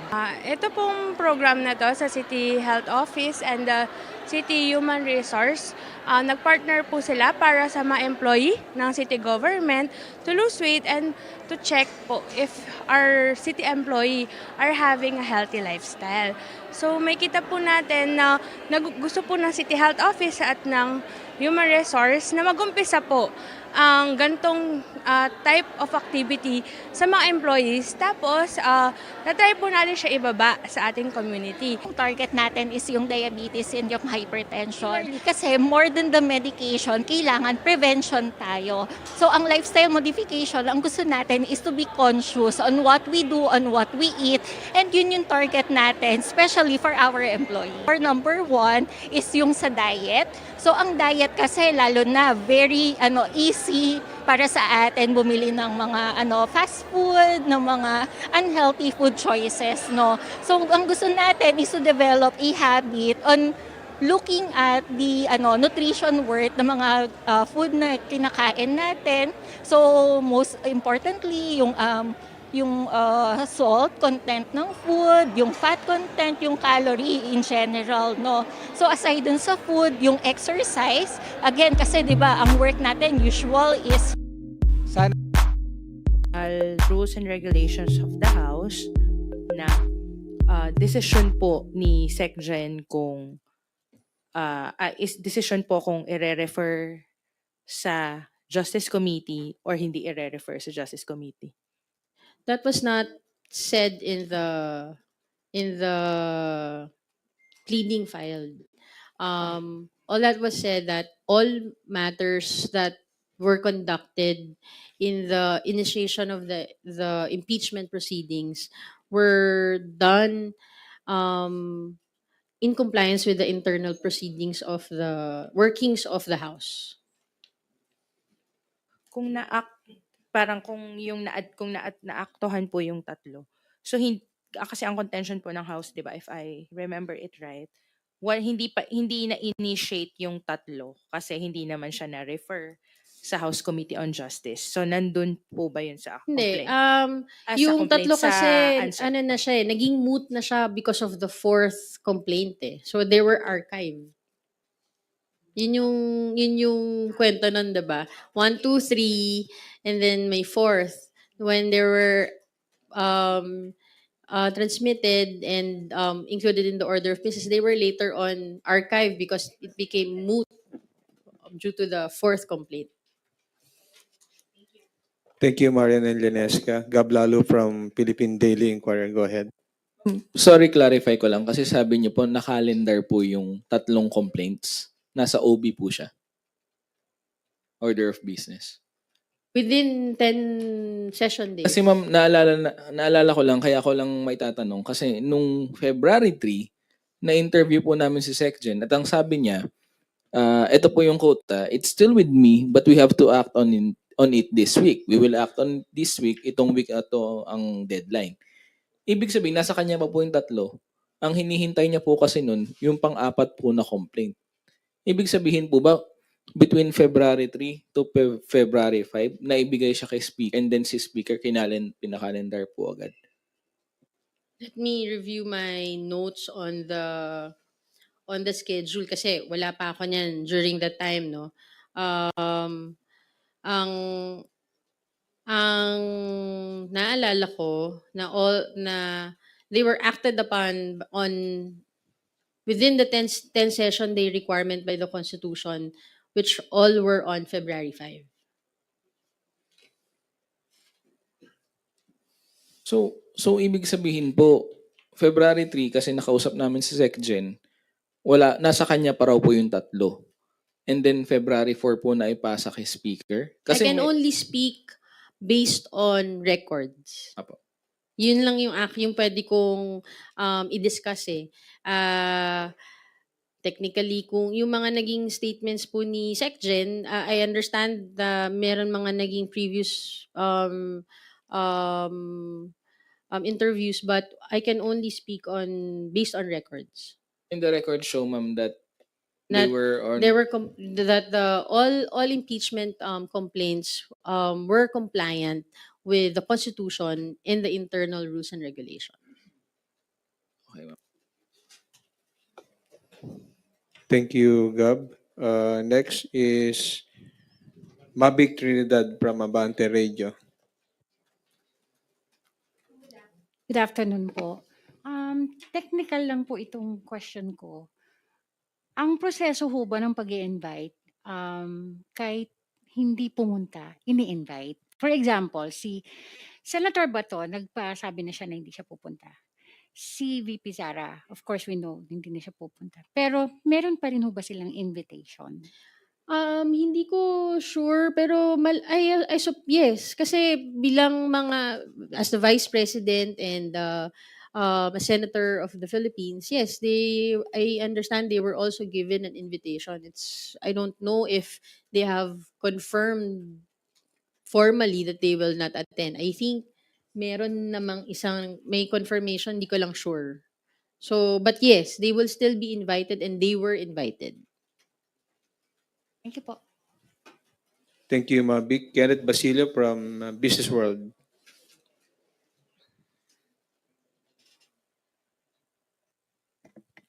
Good afternoon po, ma'am.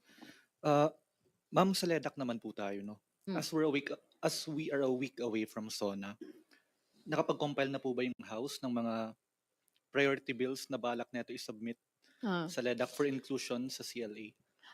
For priority bills kasi, we have to wait for the organization of the House. It will then, dun pa lang magkakaroon ng discussion ang House leaders and party leaders on the priority bills that will be submitted. So, we will await by after July 28. So after July 28 pa yung magiging formation ng LEDAC to deliberate kung ano yung Pagkakaintindi ko, not necessarily LEDAC, pero for the House priorities, dun madidiscuss after the organization. So it's safe to say wala pa tayong draft sa ngayon? Wala pa. Although of course the members of the House already filed their own personal priority bills, such as Speaker Martin and other members of the House of Representatives. But the House as a whole, the priority measures of the House as an institution will later on be discussed after the organization.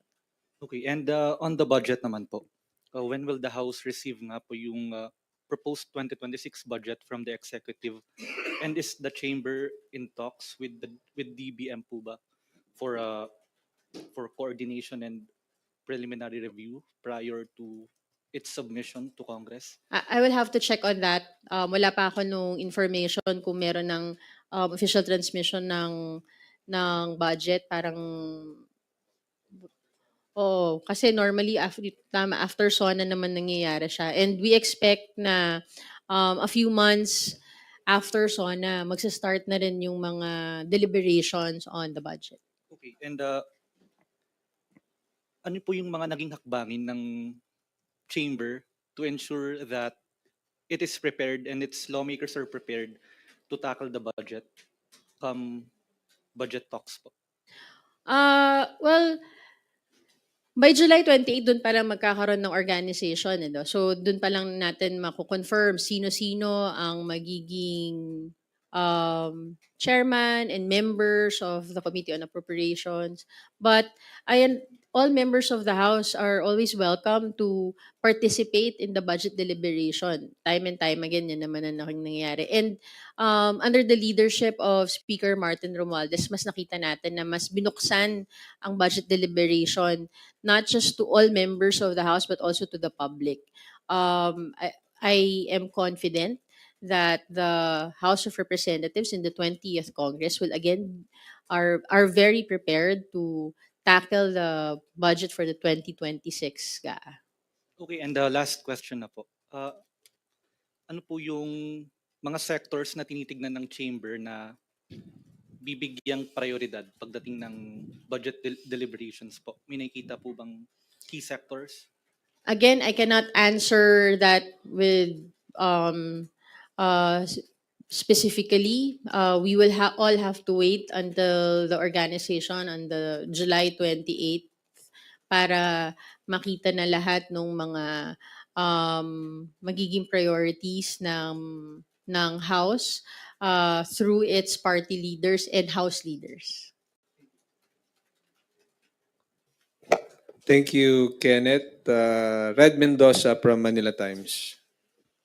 Hi po, good afternoon po ma'am. Ma'am, for soundbite purposes only, ilang percent na pong ready ang House of Representatives sa State of the Nation address? Is it 100%, 95%, 90%? Ilang percent po ang pwede po natin masabi? From the discussions that I've heard earlier, siguro nasa mga 90-95% na tayo ready, leaving room for some adjustments katulad ng mga natanong kanina, whether other contingencies, but yeah, we are very much prepared for the SONA by next week.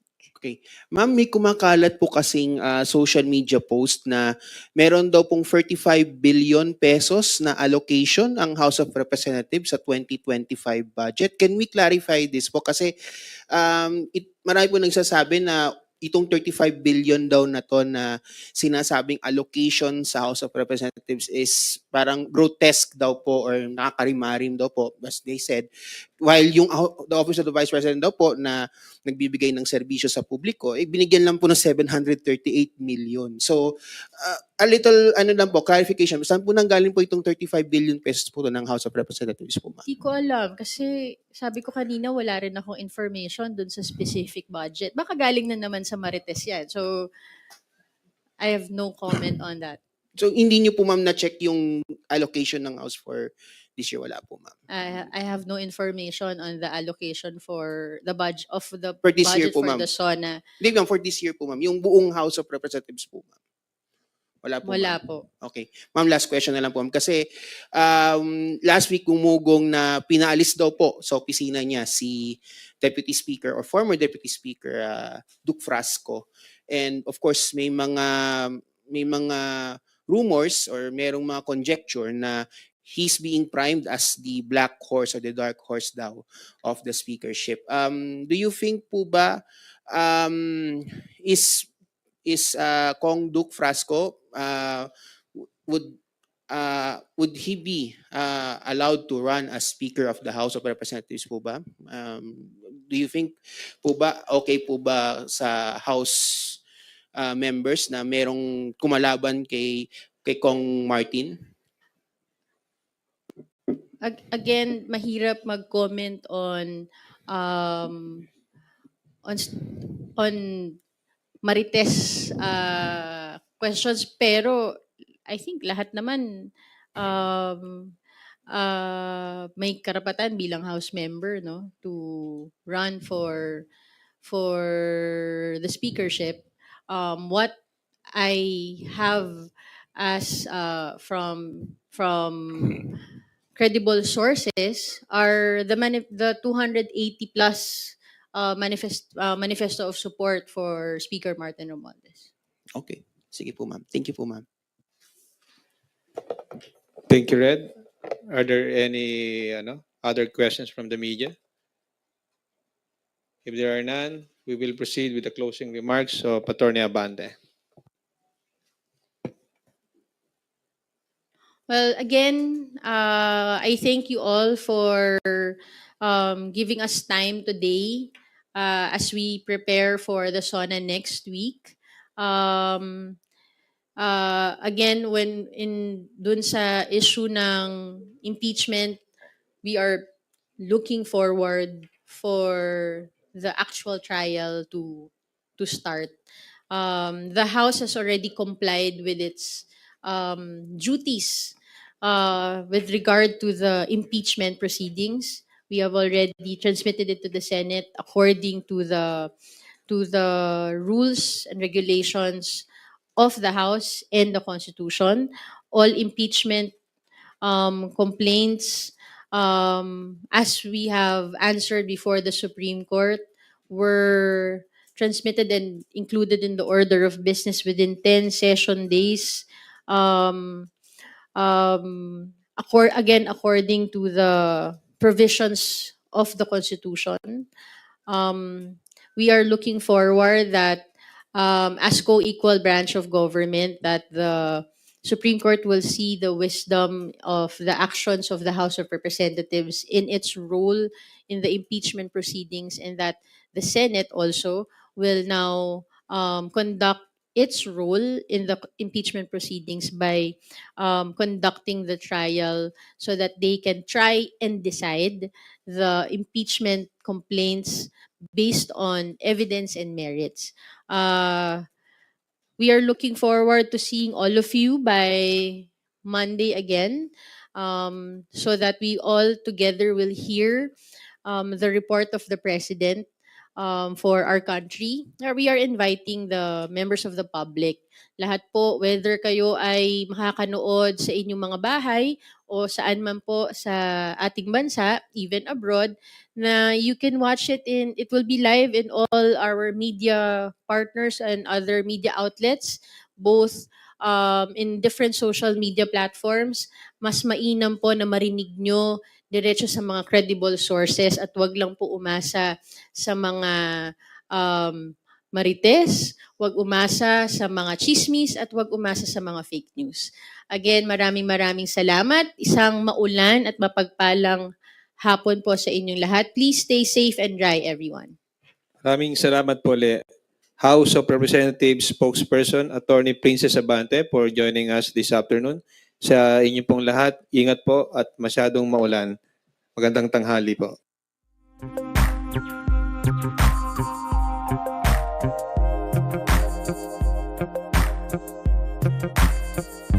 Advice ko lang for the safety of, the community of skateboarders or community of skateboarding is mag-skate dun sa mga allowed na places where to skate, like here I think for Marky Mall, this is the allowed place to skate.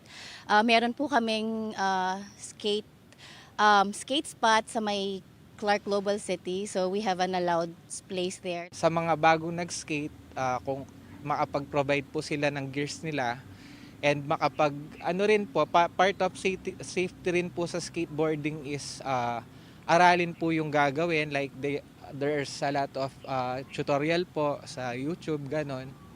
So para may idea rin po sila kung ano yung gagawin nila. Ang pwede lang po sana may suggest sa kanila is kung mabibigyan po nila kami ng maayos na paglalaruan. Like yung parang wala pong bawal, yung kahit kami na po sa mga item kung wala pa naman pong sapat na pera pampagawa ng mga skate park, ganon. Okay lang po basta may facilities po kami para yung mga skater dito na engganyo maglaro sa maayos na skate spot po, ganun. Sana makapag-provide rin po yung mga officials natin dito na magkaroon po ng skate park para sa mga skaters. Kasi po for sure if there's a place na ganon, like yung sa Palit, for sure po yun yung pupuntahan ng mga nag-skate din po. Is mag-skate na muna po sila sa mga court nila kapag nabigyan na lang po ng mga magagandang pwesto at saka pwedeng paglaruan. Yun na po yung paglalaruan namin. Ngayon po kasi kaya nag-i-skate po yung mga iba't ibang mga crew po sila eh. Kaya nag-i-skate somewhere po sa mga private kasi po siguro naiisip po nila na wala po tayong skate park dito sa Angeles, Pampanga. Kaya siguro kahit san-san na lang po sila nakakapag-skate, ganun. Bilang skater, alam naman po namin na bawal mag-skate sa mga private spot, pero pinaka-best po para sa atin mga skater, para safe po tayo lahat at safe din po yung mga taong nanonood sa atin is mag-skate na lang po tayo sa mga skate spot tulad po ng Marquee at saka sa Astro. Nais lang po natin ipaalala sa ating mga kabataan, ganoon na rin po sa mga magulang, to always prioritize yung safety pa rin, no, ng ating mga ginagawang activities, na hindi po tayo maaksidente or magkakos ng accident sa iba nating mga kababayan at may masira rin po mga iba pong properties. According po kay Mayor John Ladatin, pag-aaralan din po niya kasi meron pang liit na space dito sa may sports complex ng Angeles City, dito sa may Barangay Pampang, na pag-aaralan po yan kung maaari pong i-incorporate yung design for a skateboarding activity. Yearly po, meron po lecture ang City Health Office, kapartner po namin ng JBL, for hypertension and diabetes. So this year, nag-add po kami ng program with the support of our city mayor. Kung program na Let's Be Fit, we deemed it necessary kasi nga mahaba na po, 10 hours na po yung working hours natin. No? So para yung total well-being, mabalance din po namin. Yung health specifically ng mga employees, yung mental health nila, not just the physical well-being of the employees, para mas better na maserve po nila yung ating mga constituents. Ito pong program na to sa City Health Office and the City Human Resource, nagpartner po sila para sa mga employee ng city government to lose weight and to check po if our city employee are having a healthy lifestyle. So may kita po natin na gusto po ng City Health Office at ng Human Resource na mag-umpisa po ang gantong type of activity sa mga employees. Tapos, na-try po natin siya ibaba sa ating community. Ang target natin is yung diabetes and yung hypertension. Kasi more than the medication, kailangan prevention tayo. So ang lifestyle modification, ang gusto natin is to be conscious on what we do, on what we eat. And yun yung target natin, especially for our employees. For number 1 is yung sa diet. So ang diet kasi lalo na very easy para sa atin bumili ng mga fast food, ng mga unhealthy food choices, no. So ang gusto natin is to develop a habit on looking at the nutrition worth ng mga food na kinakain natin. So most importantly, yung salt content ng food, yung fat content, yung calorie in general, no.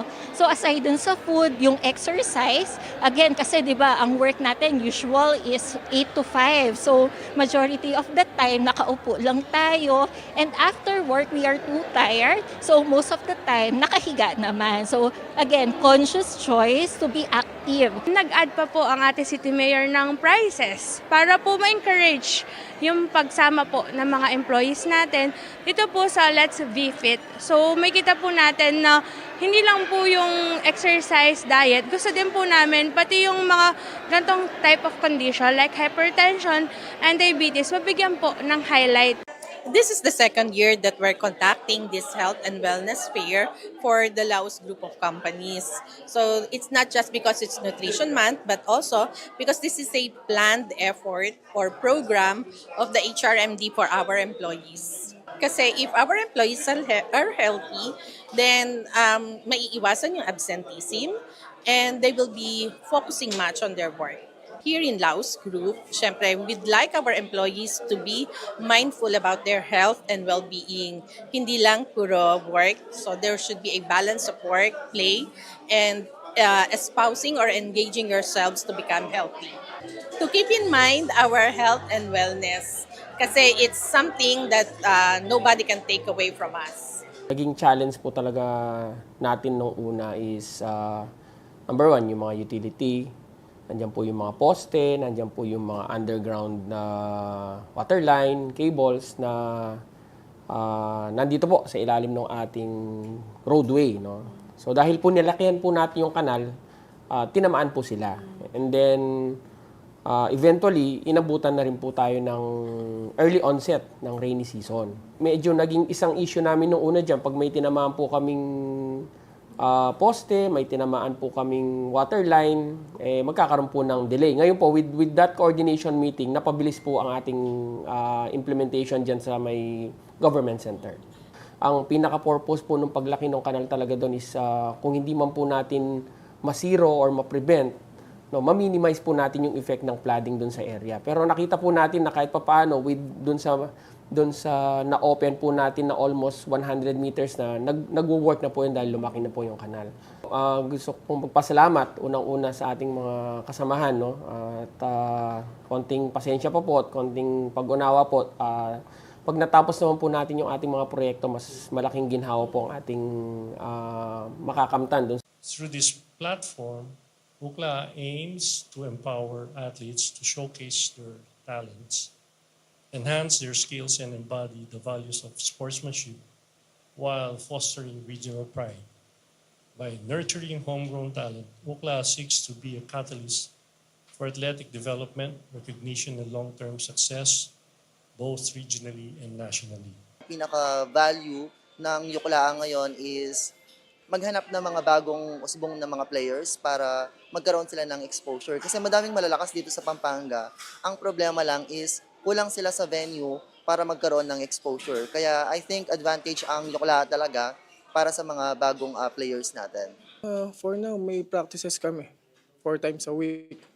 Pero mas madadagdagan to kasi lumalapit na yung liga. So last year sumali rin yung Lycée, kaso hindi ganun kaganda yung performance. Kailangan mas ma-level up yung training nila kasi hindi biro yung mga kalabanin, lalo yung Pampanga. Powerhouse ngayon yung Pampanga, ang daming ang dami nilang magagaling na player ngayon. So kailangan namin sumabay sa sipag. Vacation pa lang nagte-training na po kami. Puspusan talaga yung training namin dahil hindi lang UCLA yung talagang pinaka main events namin. Meron din kami mga ibang events na pinaghahandaan kagaya po ng Prisaa at saka yung intercollegiate namin. We are still in the process of preparing yung aming students. No, we are continuously having our preparations. No, in line with the UCLA and other upcoming leagues na meron yung mga students namin. So as of now, since the training is ongoing, we are trying to inject yung system sa mga bata or yung culture sa loob ng institution, and unti-unti ginagawa natin yon by, of course, training them and disciplining them not just to be students but student athletes as well.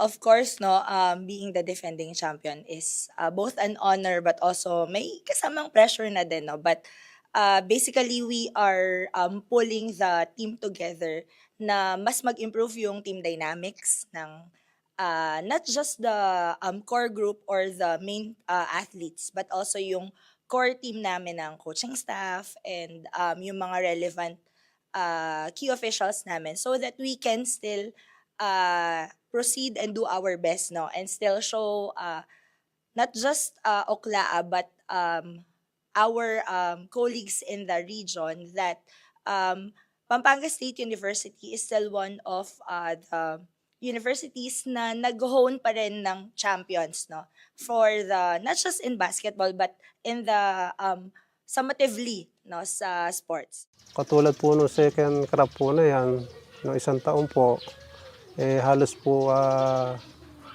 nag-17 po ang palay. Basa, kagigik lang po. 17, hindi po bumaba siya. Maganda pa po yung presyo na yun. Nakakabawi po yung magsasaka. Lumalabas po yung puhunan, kumikita pa po ng malaki-laki. Ngayon po, yung pong presyo po na yan, na 5 piso o 7, ala na po, talo po.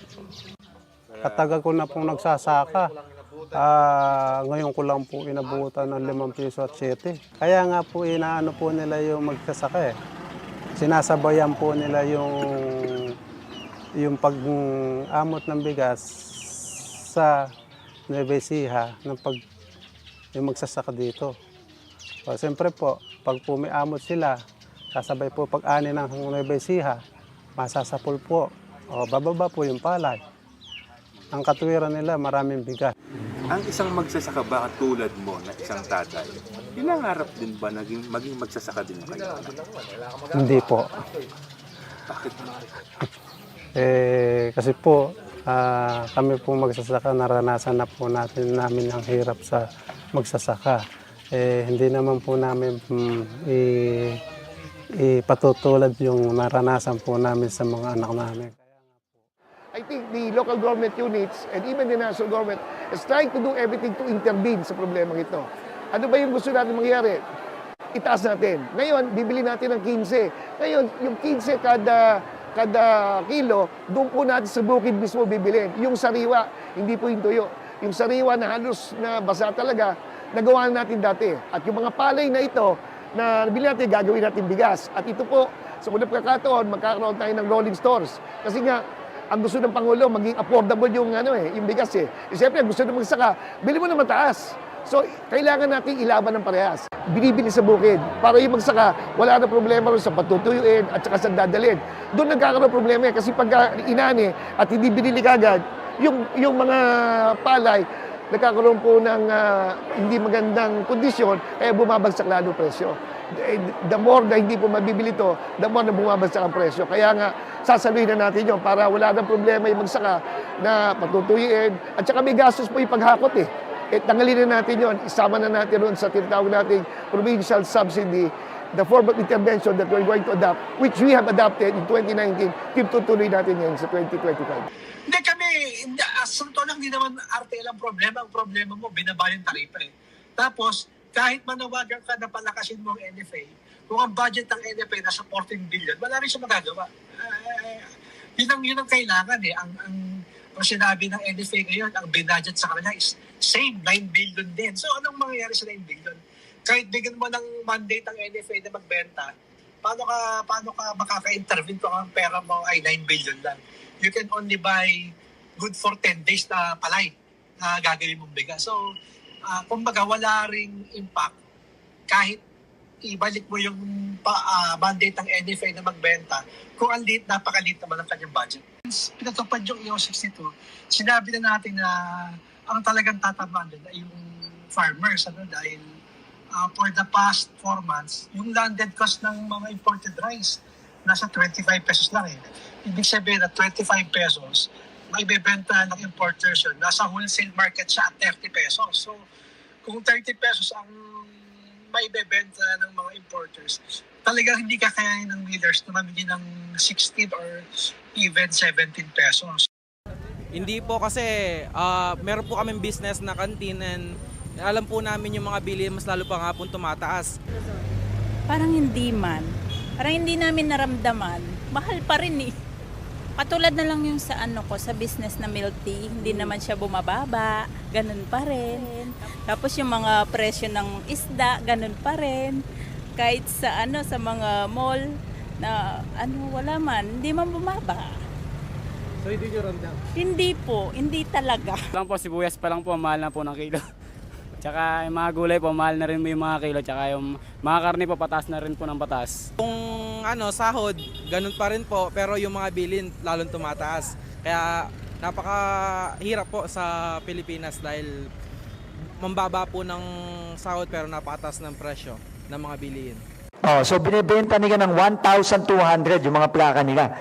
Alam naman natin, ang plaka 450 lang. So loko-loko din itong mga to, peke na nga, mas mahal pa. 3 pa. Pang matagalan, pang mas malawakang solusyon dito is yung paninigurado natin na mabubura na natin ang mga backlog na plates natin. Kasi aparte sa mga plaka para sa motor vehicle, pinepeke din ang mga motorcycle. Alam naman natin, notorious ang mga riding in tandem. At itong mga peking plakang ito ang ginagamit sa mga riding in tandem.